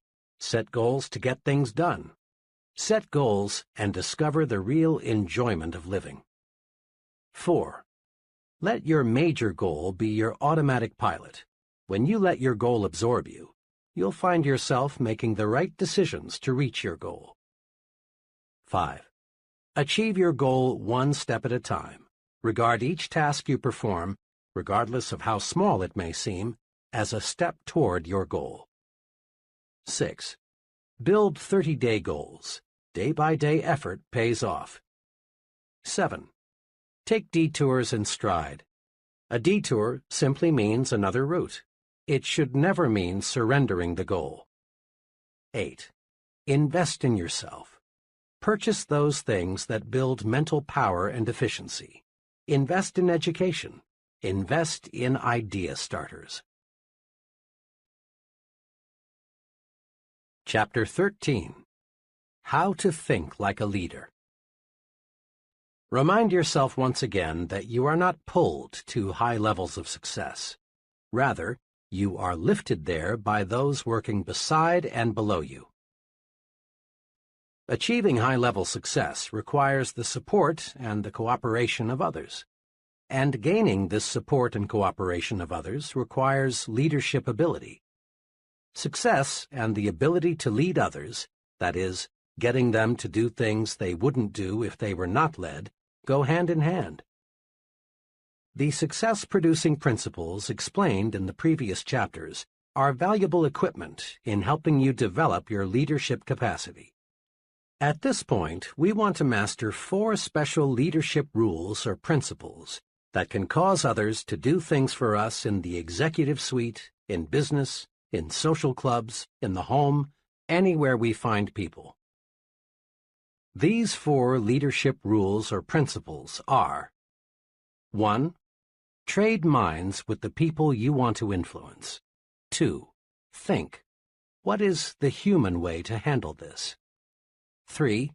Think progress, believe in progress, push for progress. 4. Take time out to confer with yourself and develop your supreme thinking power.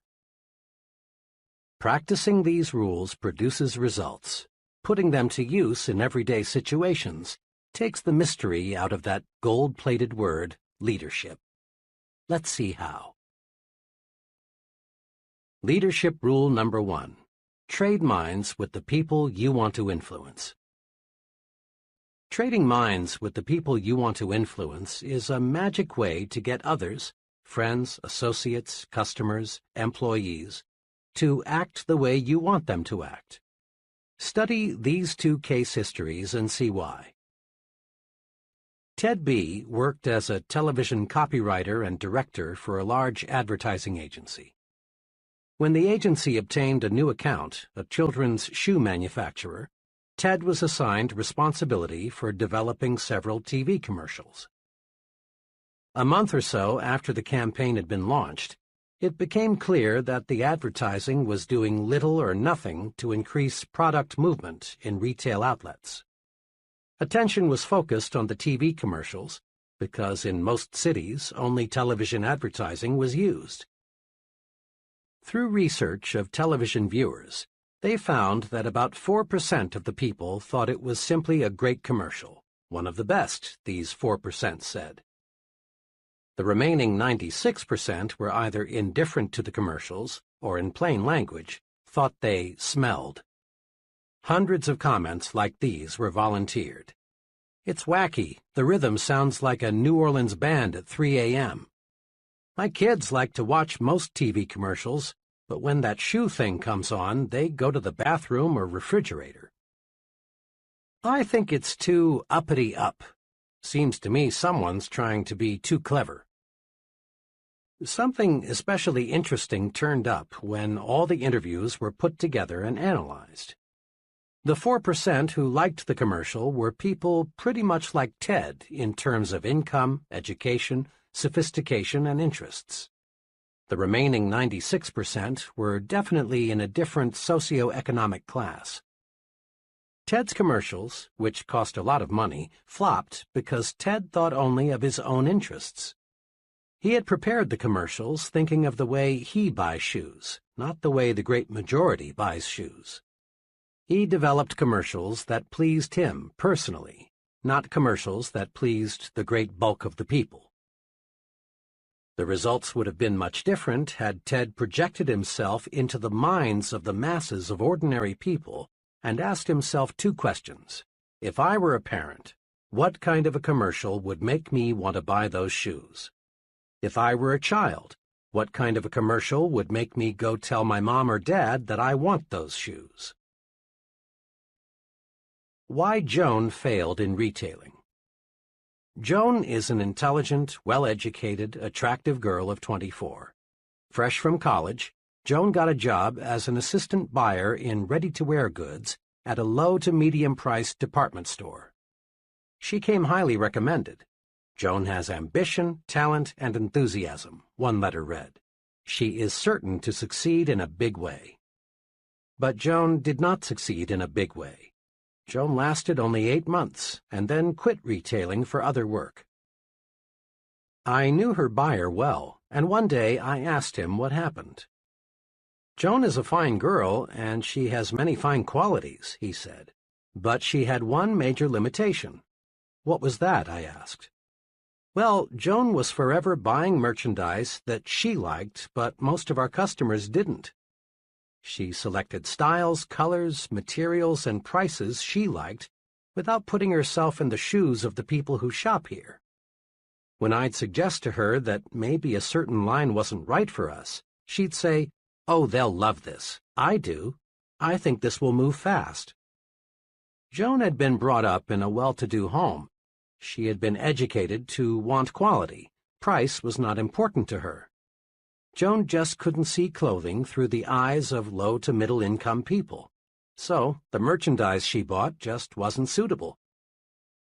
The point is this: to get others to do what you want them to do, you must see things through their eyes.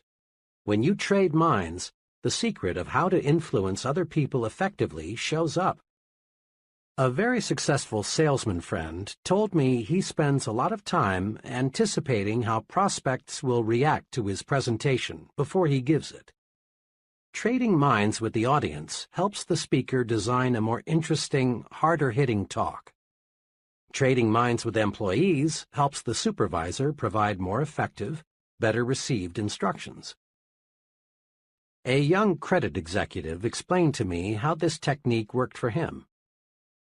"When I was brought into this store, a medium-sized clothing store, as assistant credit manager, I was assigned the job of handling all collection correspondence. The collection letters the store had been using greatly disappointed me. They were strong, insulting, and threatening. I read them and thought, 'Brother, I'd be mad as hell if somebody sent me letters like these. I never would pay.' So I just got to work and started writing the kind of letter that would move me to pay an overdue bill if I received it. It worked. By putting myself in the shoes of the overdue customer, so to speak, collections climbed to a record high." Numerous political candidates lose elections because they fail to look at themselves through the minds of the typical voters. One political candidate for a national office, apparently fully as qualified as his opponent, lost by a tremendous margin for one single reason. He used a vocabulary that only a small percentage of the voters could understand. His opponent, on the other hand, thought in terms of the voters' interests. When he talked to farmers, he used their language.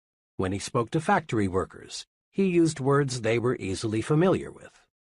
When he spoke on TV, he addressed himself to Mr. Typical Voter, not to Dr. College Professor.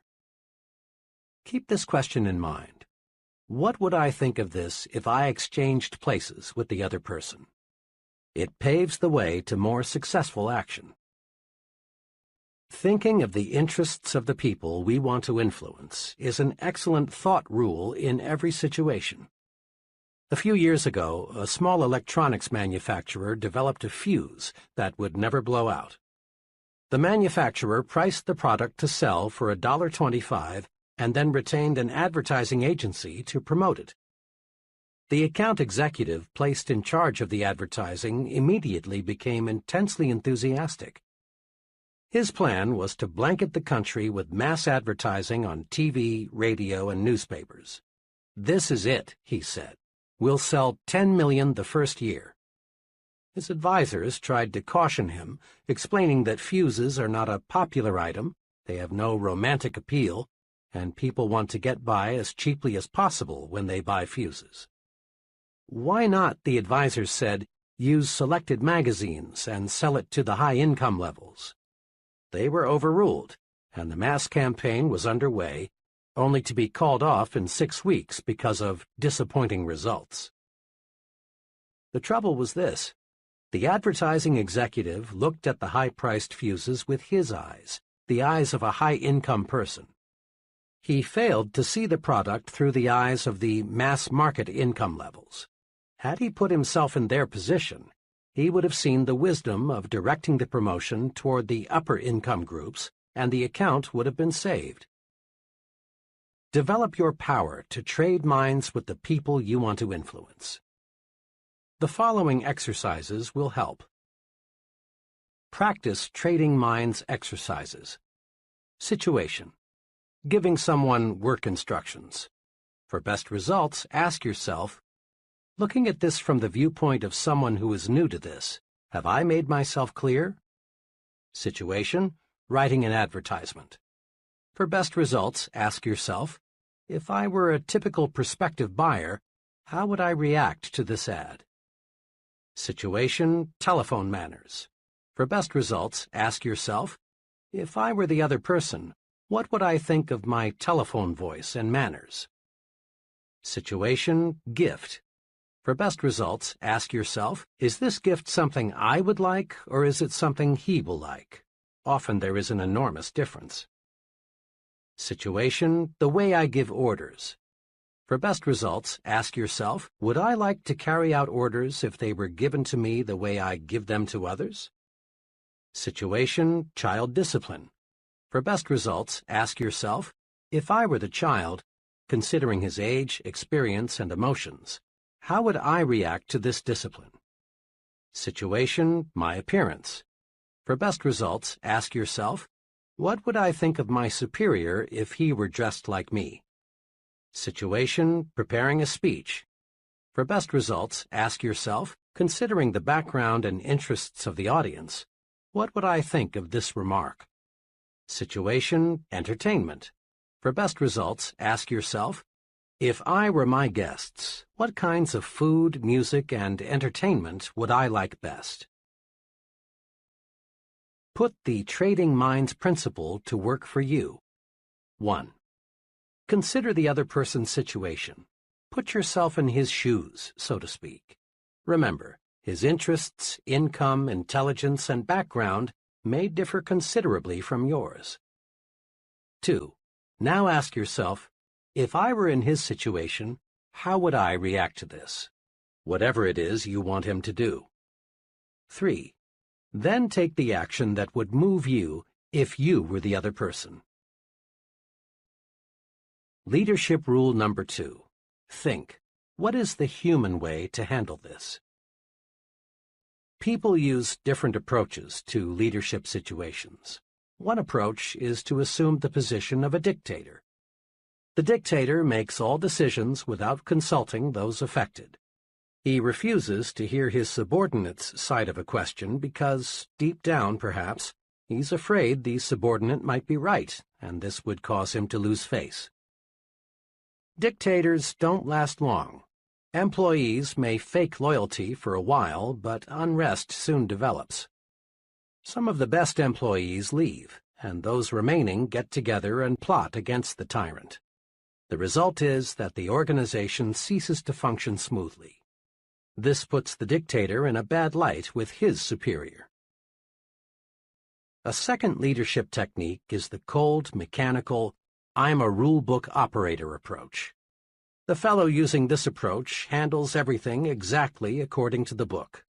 He doesn't recognize that every rule or policy or plan is only a guide for the usual cases. This would-be leader treats human beings as machines, and of all things people don't like, perhaps the most disliked is being treated like a machine. The cold, impersonal efficiency expert is not an ideal. The machines that work for him develop only part of their energy. Persons who rise to tremendous leadership heights use a third approach that we call being human. Several years ago, I worked closely with John S., who is an executive in the engineering development section of a large aluminum manufacturer. John had mastered the be human approach and was enjoying its rewards. In dozens of little ways, John made his actions say, "You are a human being. I respect you. I'm here to help you in every way I can." When an individual from another city joined his department, John went to considerable personal inconvenience to help him find suitable housing. Working through his secretary and 2 other women employees, he set up office birthday parties for each member of the staff. The 30 minutes or so required for this was not a cost. Rather, it was an investment in getting loyalty and output. When he learned that one of his staff members belonged to a minority faith, John called him in and explained that he would arrange for him to observe his religious holidays that don't coincide with the more common holidays. When an employee or someone in the employee's family was ill, John remembered. He took time to compliment his staff individually for their off-the-job accomplishments. But the largest evidence of John's Be Human philosophy showed up in the way he handled a dismissal problem. One of the employees who had been hired by John's predecessor simply lacked the aptitude and interest for the work involved. John handled the problem magnificently. He did not use the conventional procedure of calling the employee into his office and giving him first the bad news and then second 15 or 30 days to move out. Instead, he did 2 unusual things. First, he explained why it would be to the employee's personal advantage to find a new situation where his aptitudes and interests would be more useful. He worked with the employee and put him in touch with a reputable vocational guidance consultant. Next, he did something else above and beyond the call of duty. He helped the employee find a new job by setting up interviews with executives in other companies where the employee's skills were needed. In just 18 days after the dismissal conference, the employee was relocated in a very promising situation. This dismissal procedure intrigued me, so I asked John to explain his thinking behind it. He explained it this way. "There's an old maxim I've formed and held in my mind," he began. "Whoever is under a man's power is under his protection, too. We never should have hired this man in the first place, because he's not cut out for this kind of work. But since we did, the least I could do was help him to relocate." Anybody, John continued, can hire a man. But the test of leadership is how one handles the dismissal.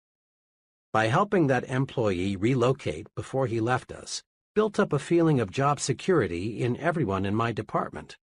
I let them know by example that no one gets dumped on the street as long as I'm here. Make no mistake, John's Be Human brand of leadership paid off.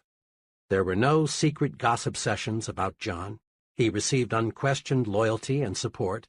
He had maximum job security because he gave maximum job security to his subordinates. For about 15 years, I've been close to a fellow I'll call Bob W. Bob is in his late 50s. He came up the hard way. With a hit-or-miss education and no money, Bob found himself out of work in 1931. But he's always been a scrambler. Not one to be idle, Bob started an upholstery shop in his garage. Thanks to his untiring efforts, the business grew, and today it's a modern furniture manufacturing plant with over 300 employees. Today, Bob is a millionaire. Money and material things have ceased to be a concern. But Bob is rich in other ways, too. He's a millionaire in friends, contentment, and satisfaction. Of Bob's many fine qualities, his tremendous desire to help other people stands out. Bob is human, and he's a specialist in treating others the way human beings want to be treated. One day, Bob and I were discussing the matter of criticizing people. Bob's human way of doing it is a master formula. Here's the way he put it. "I don't think you could find anybody who would say I'm a softy or a weakling. I run a business. When something isn't going right, I fix it. But it's the way I fix it that's important. If employees are doing something wrong or are making a mistake, I am doubly careful not to hurt their feelings and make them feel small or embarrassed. I just use 4 simple steps. First, I talk to them privately. Second, I praise them for what they are doing well. Third, I point out the one thing at the moment that they could do better, and I help them find the way. Fourth, I praise them again on their good points. And this four-step formula works. When I do it this way, people thank me because I've found that's exactly the way they like it. When they walk out of this office, they have been reminded that they are not only pretty good, they can be even better. I've been betting on people all my life, Bob says, and the better I treat them, the more good things happen to me. I honestly don't plan it that way. That's just the way it works out. Let me give you an example. Back about, 5 or 6 years ago, one of the production men came to work drunk. Pretty soon there was a commotion in the plant. It seems this fellow had taken a 5-gallon can of lacquer and was splashing it all over the place. Well, the other workmen took the lacquer away from him, and the plant superintendent escorted him out. I walked outside and found him sitting against the building in a kind of stupor. I helped him up, put him in my car, and took him to his home. His wife was frantic. I tried to reassure her that everything would be all right. "Oh, but you don't understand," she said. "Mr. W, me, doesn't stand for anyone being drunk on the job. Jim's lost his job, and now what will we do?" I told her Jim wouldn't be dismissed. She asked how I knew. The reason, I explained, is because I'm Mr. W. She almost fainted. I told her I'd do all I could to help Jim at the plant, and I hoped she'd do all she could at home, and just have him on the job in the morning. When I got back to the plant, I went down to Jim's department and spoke to Jim's coworkers. I told them, "You've seen something unpleasant here today, but I want you to forget it. Jim will be back tomorrow. Be kind to him. He's been a good worker for a long time, and we owe it to him to give him another chance." Jim got back on the ball, and his drinking was never again a problem. I soon forgot about the incident. But Jim didn't. 2 years ago, the headquarters of the local union sent some men here to negotiate the contract for the local. They had some staggering, simply unrealistic demands. Jim, quiet, meek Jim, suddenly became a leader. He got busy and reminded the fellows in the plant that they'd always gotten a fair deal from Mr. W, and we didn't need outsiders coming to tell us how to run our affairs. The outsiders left, and as usual, we negotiated our contract like friends, thanks to Jim.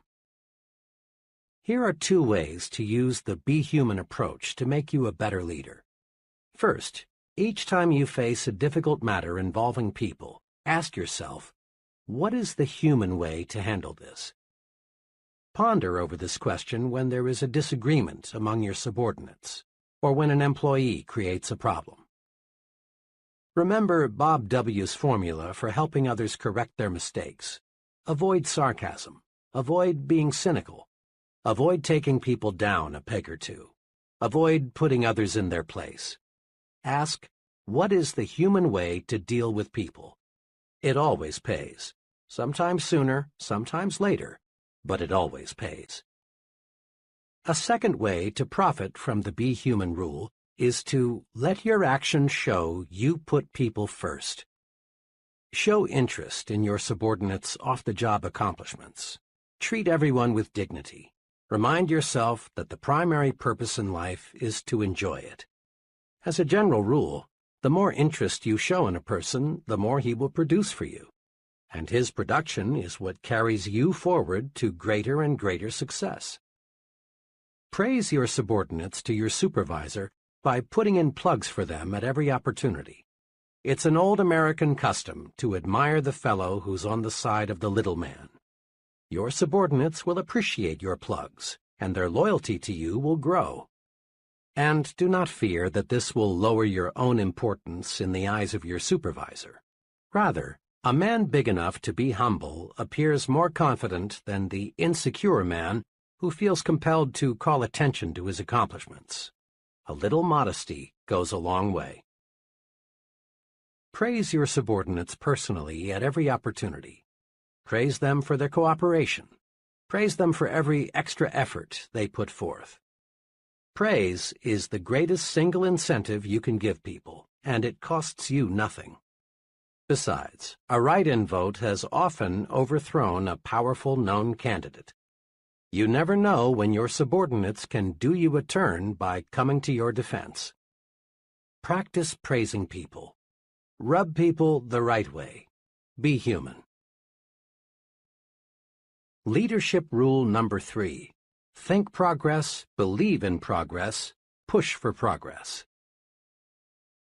One of the most complimentary things anyone can say about you is, he stands for progress. He's the man for the job. Promotions in all fields go to individuals who believe in and push for progress.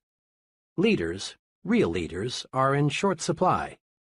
Status quoers, the everything's all right, let's don't upset the apple cart folks, far outnumber the progressives, the there's lots of room for improvement, let's get to work and do it better people.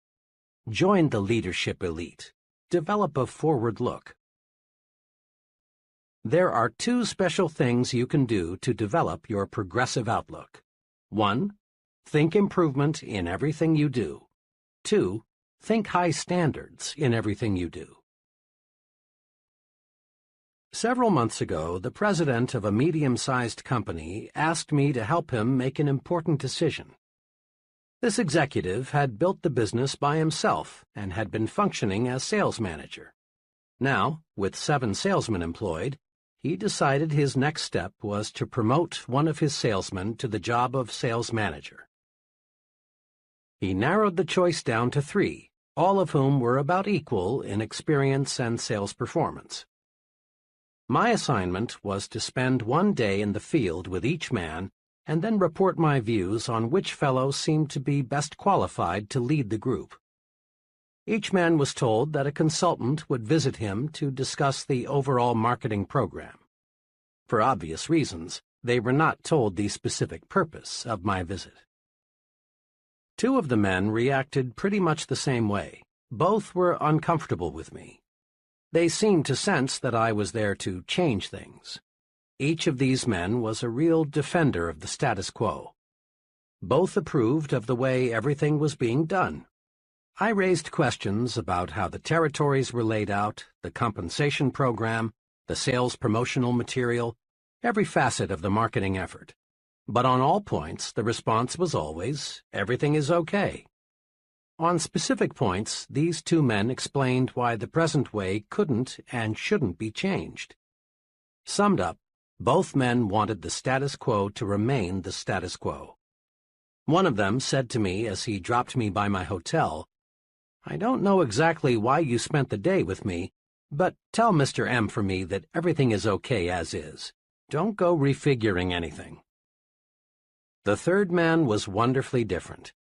He was pleased with the company and proud of its growth, but he was not wholly content. He wanted improvements. All day, this 3rd salesman gave me his ideas for getting new business, providing better service to customers, reducing wasted time, revising the compensation plan to give more incentive, all so that he and the company would make more. He had mapped out a new advertising campaign he had been thinking about. When I left him, his parting remark was, "I sure appreciate the chance to tell someone about some of my ideas. We've got a good outfit, but I believe we can make it better." My recommendation, of course, was for the 3rd man. It was a recommendation that coincided perfectly with the feelings of the company president. Believe in expansion, efficiency, new products, new processes, better schools, increased prosperity. Believe in and push for progress, and you'll be a leader.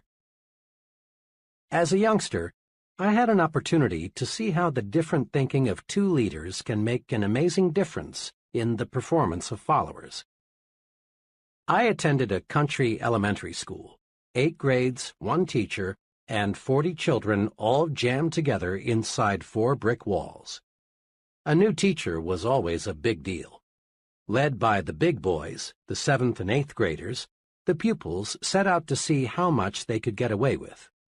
One year there was little more than chaos. Every day there were dozens of the usual school pranks, wars of spitballs and paper airplanes. Then there were the major incidents, such as locking the teacher outside the school for half a day at a time, or on another occasion, the opposite, barricading her within the building for hours. Another day, each boy in the upper grades brought his dog into the schoolroom.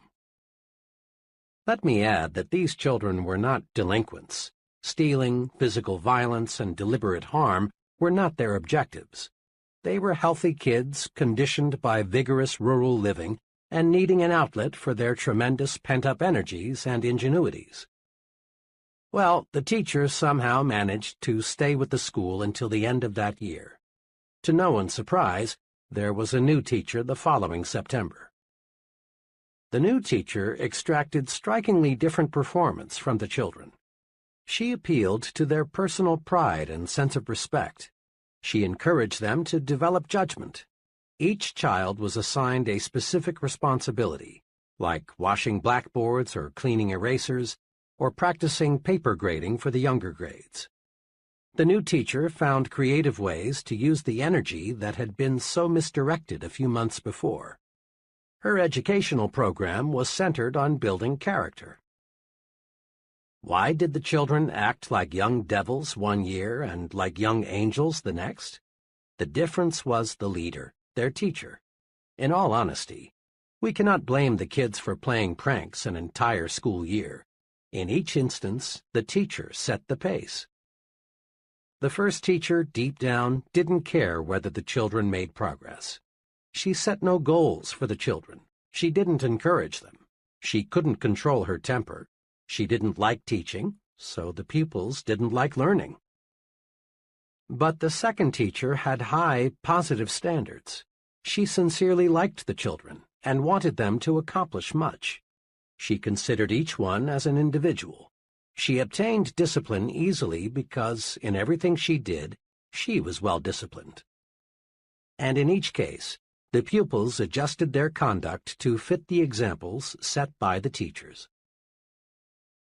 We find this same form of adjustment taking place every day in adult groups. During World War II, military chiefs continually observed that the highest morale was not found in units where commanders were easy, relaxed, and lackadaisical. Crack units were led by officers with high standards who enforced military regulations fairly and properly. Military personnel simply do not respect and admire officers with low standards. College students, too, take their cue from the examples set by the professors. Students under one professor cut classes, copy term papers, and connive in various ways to pass without serious study. But the same students under another professor willingly work extra hard to master the subject. In business situations, we again find individuals patterning their thinking after that of the superior.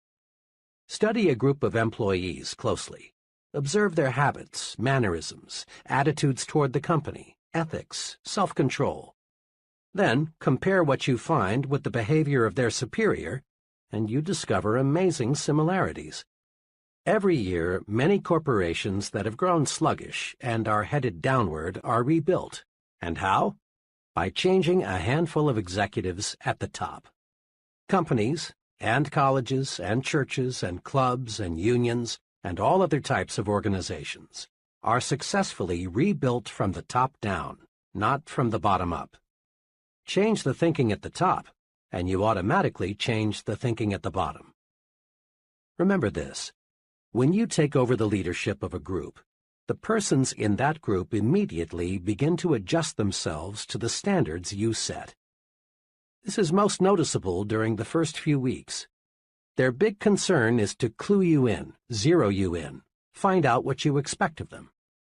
They watch every move you make. They think, how much rope will he give me? How does he want it done?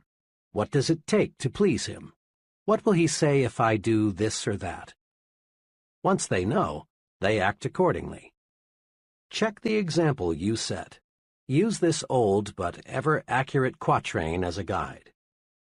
What kind of world would this world be if everyone in it were just like me?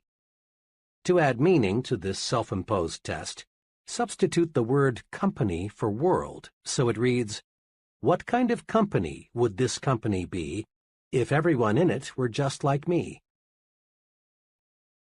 In similar fashion, ask yourself what kind of club, community, school, church would it be if everyone in it acted like you. Think, talk, act, live the way you want your subordinates to think, talk, act, live, and they will. Over a period of time, subordinates tend to become carbon copies of their chief. The simplest way to get high-level performance is to be sure the master copy is worth duplicating. Am I a progressive thinker checklist? A. Do I think progressively toward my work? 1. Do I appraise my work with the "how can we do it better" attitude? 2. Do I praise my company, the people in it, and the products it sells at every possible opportunity? 3. Are my personal standards with reference to the quantity and quality of my output higher now than 3 or 6 months ago? 4. Am I setting an excellent example for my subordinates, associates, and others I work with? B. Do I think progressively toward my family? 1. Is my family happier today than it was 3 or 6 months ago? 2. Am I following a plan to improve my family's standard of living? 3. Does my family have an ample variety of stimulating activities outside the home? 4. Do I set an example of a progressive, a supporter of progress for my children? C. Do I think progressively toward myself? 1. Can I honestly say I am a more valuable person today than 3 or 6 months ago? 2. Am I following an organized self-improvement program to increase my value to others? 3. Do I have forward-looking goals for at least 5 years in the future? 4. Am I a booster in every organization or group to which I belong? D. Do I think progressively toward my community? 1. Have I done anything in the past 6 months that I honestly feel has improved my community, neighborhood, churches, schools, etc.? 2. Do I boost worthwhile community projects rather than object, criticize, or complain? 3. Have I ever taken the lead in bringing about some worthwhile improvement in my community? 4. Do I speak well of my neighbors and fellow citizens? Leadership Rule Number 4. Take time out to confer with yourself and tap your supreme thinking power. We usually picture leaders as exceptionally busy people, and they are. Leadership requires being in the thick of things, but while it's usually overlooked, it is noteworthy that leaders spend considerable time alone with nothing but their own thinking apparatus. Check the lives of the great religious leaders, and you'll find each of them spent considerable time alone. Moses frequently was alone, often for long periods of time. So were Jesus, Buddha, Confucius, Mohammed, Gandhi. Every outstanding religious leader in history spent much time in solitude, away from the distractions of life. Political leaders, too, those who made lasting names in history for good or bad, gained insight through solitude. It is an interesting question whether Franklin D. Roosevelt could have developed his unusual leadership capacities had he not spent much time alone while recovering from his polio attack. Harry Truman spent much time as a boy and as an adult alone on a Missouri farm. Quite possibly, Hitler would never have achieved power had he not spent months in jail alone, where he had time to construct Mein Kampf, that brilliantly wicked plan for world conquest that sold the Germans in a blind moment. Many of the leaders of communism who proved to be so diplomatically skillful, Lenin, Stalin, Marx, and many others, spent time in jail, where they could, without distraction, plan their future moves. Leading universities require professors to lecture as few as 5 hours per week, so that the professor has time to think. Many outstanding business executives are surrounded all day by assistants, secretaries, telephones, and reports. But follow them around for 168 hours a week and 720 hours a month, and you discover they spent a surprising amount of time in uninterrupted thought. The point is this: the successful person in any field takes time out to confer with himself or herself. Leaders use solitude to put the pieces of a problem together, to work out solutions, to plan, and in one phrase, to do their super thinking. Many people fail to tap their creative leadership power because they confer with everybody and everything else but themselves. You know this kind of person well. He's the fellow who goes to great lengths not to be alone. He goes to extremes to surround himself with people. He can't stand being alone in his office, so he goes prowling to see other people. Seldom does he spend evenings alone. He feels a compelling need to talk with others every waking moment. He devours a huge diet of small talk and gossip. When this person is forced by circumstances to be physically alone, he finds ways to keep from being mentally alone. At times like these, he resorts to television, newspapers, radio, telephone, anything that will take over his thinking process for him. In effect, he says, "Here, Mr. TV, Mr. Newspaper, occupy my mind for me. I'm afraid to occupy it with my own thoughts." Mr. I Can't Stand to Be Alone shuns independent thought. He keeps his own mind blacked out. He is psychologically scared of his own thoughts. As time goes by, Mr. I Can't Stand to Be Alone grows increasingly shallow. He makes many ill-considered moves. He fails to develop firmness of purpose, personal stability. He is unfortunately ignorant of the superpower lying unused just behind his forehead. Don't be a Mr. I Can't Stand to Be Alone. Successful leaders tap their superpower through being alone. You can too. Let's see how. As part of a professional development program, I asked 13 trainees to closet themselves for 1 hour each day for 2 weeks. The trainees were asked to shut themselves off from all distractions and think constructively about anything that came to mind. At the end of 2 weeks, each trainee, without exception, reported the experience proved amazingly practical and worthwhile. One fellow stated that before the managed solitude experiment, he was on the verge of a sharp break with another company executive. But through clear thinking, he found the source of the problem and the way to correct it.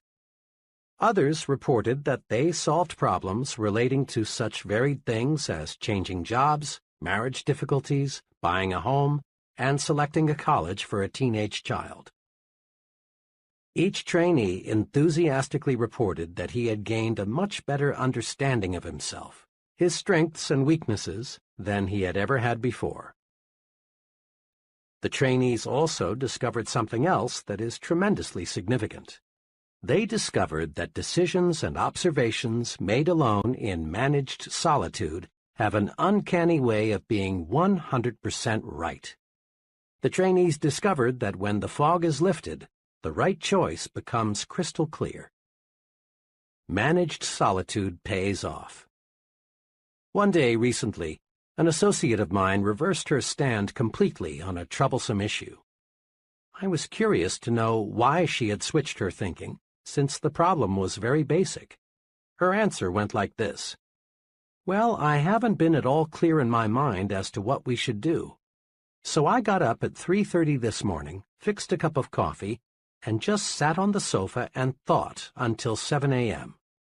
I see the whole matter a lot clearer now, so the only thing for me to do is reverse my stand." And her new stand proved completely correct. Resolve now to set aside some time each day, at least 30 minutes, to be completely by yourself.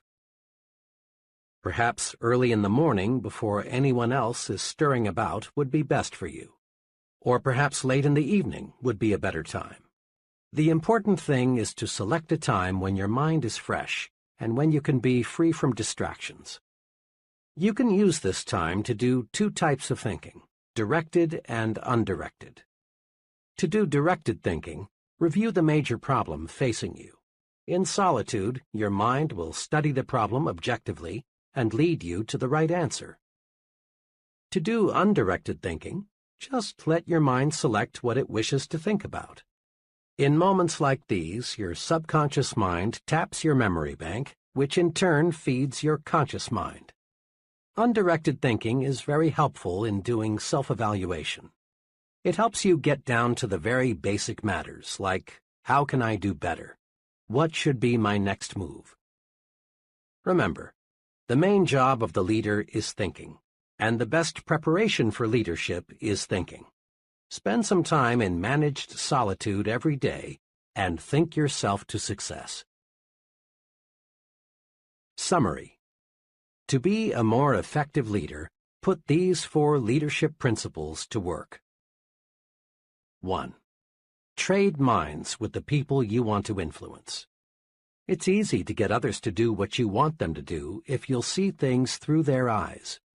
Ask yourself this question before you act. What would I think of this if I exchanged places with the other person? 2. Apply the Be Human rule in your dealings with others. Ask, what is the human way to handle this? In everything you do, show that you put other people first. Just give other people the kind of treatment you like to receive. You'll be rewarded. 3. Think progress, believe in progress, push for progress. Think improvement in everything you do. Think high standards in everything you do.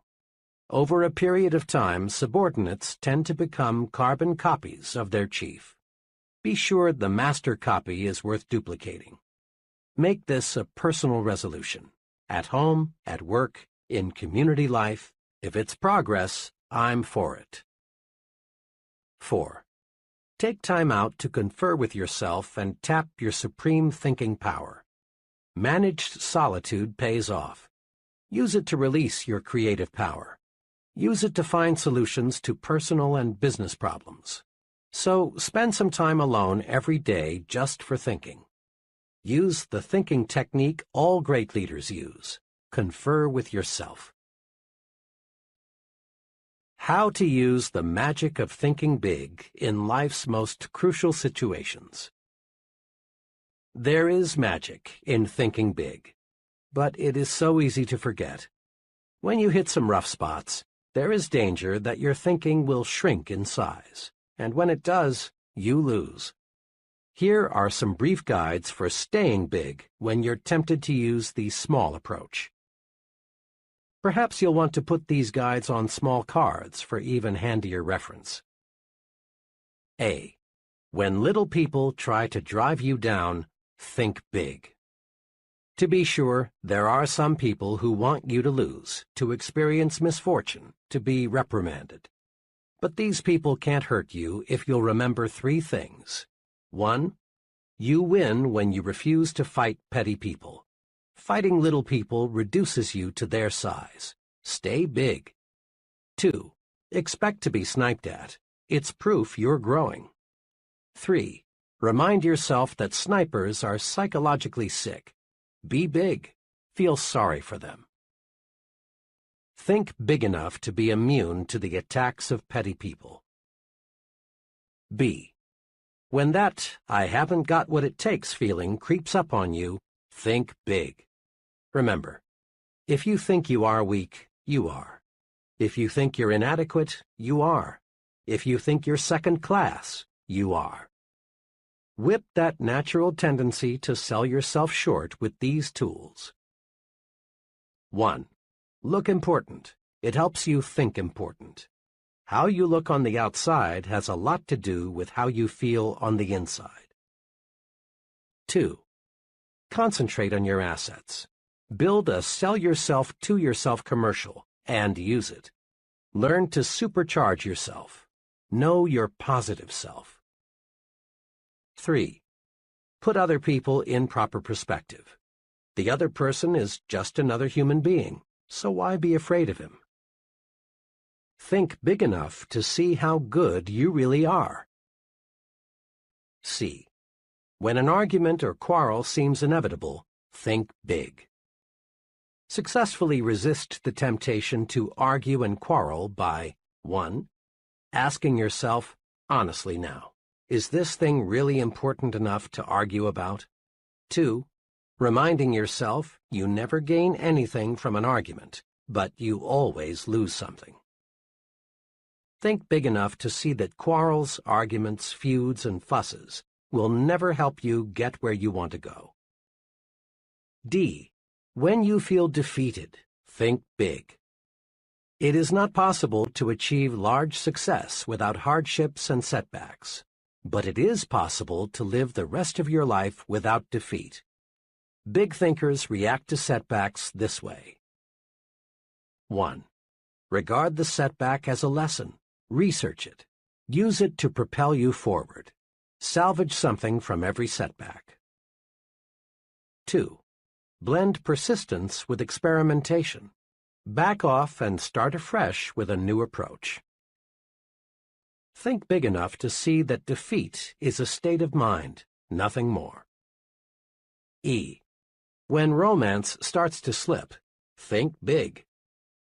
Negative, petty, she's, he's, unfair to me so I'll get even type of thinking slaughters romance, destroys the affection that can be yours. Do this when things aren't going right in the love department. 1. Concentrate on the biggest qualities in the person you want to love you. Put little things where they belong, in second place. 2. Do something special for your mate, and do it often. Think big enough to find the secret to marital joys. F. When you feel your progress on the job is slowing down, think big. No matter what you do, and regardless of your occupation, higher status, higher pay come from one thing: increasing the quality and quantity of your output. Do this. Think, I can do better. The best is not unattainable. There is room for doing everything better. Nothing in this world is being done as well as it could be. And when you think, I can do better, ways to do better will appear. Thinking I can do better switches on your creative power. Think big enough to see that if you put service first, money takes care of itself. In the words of Publilius Cyrus, a wise man will be master of his mind, a fool will be its slave.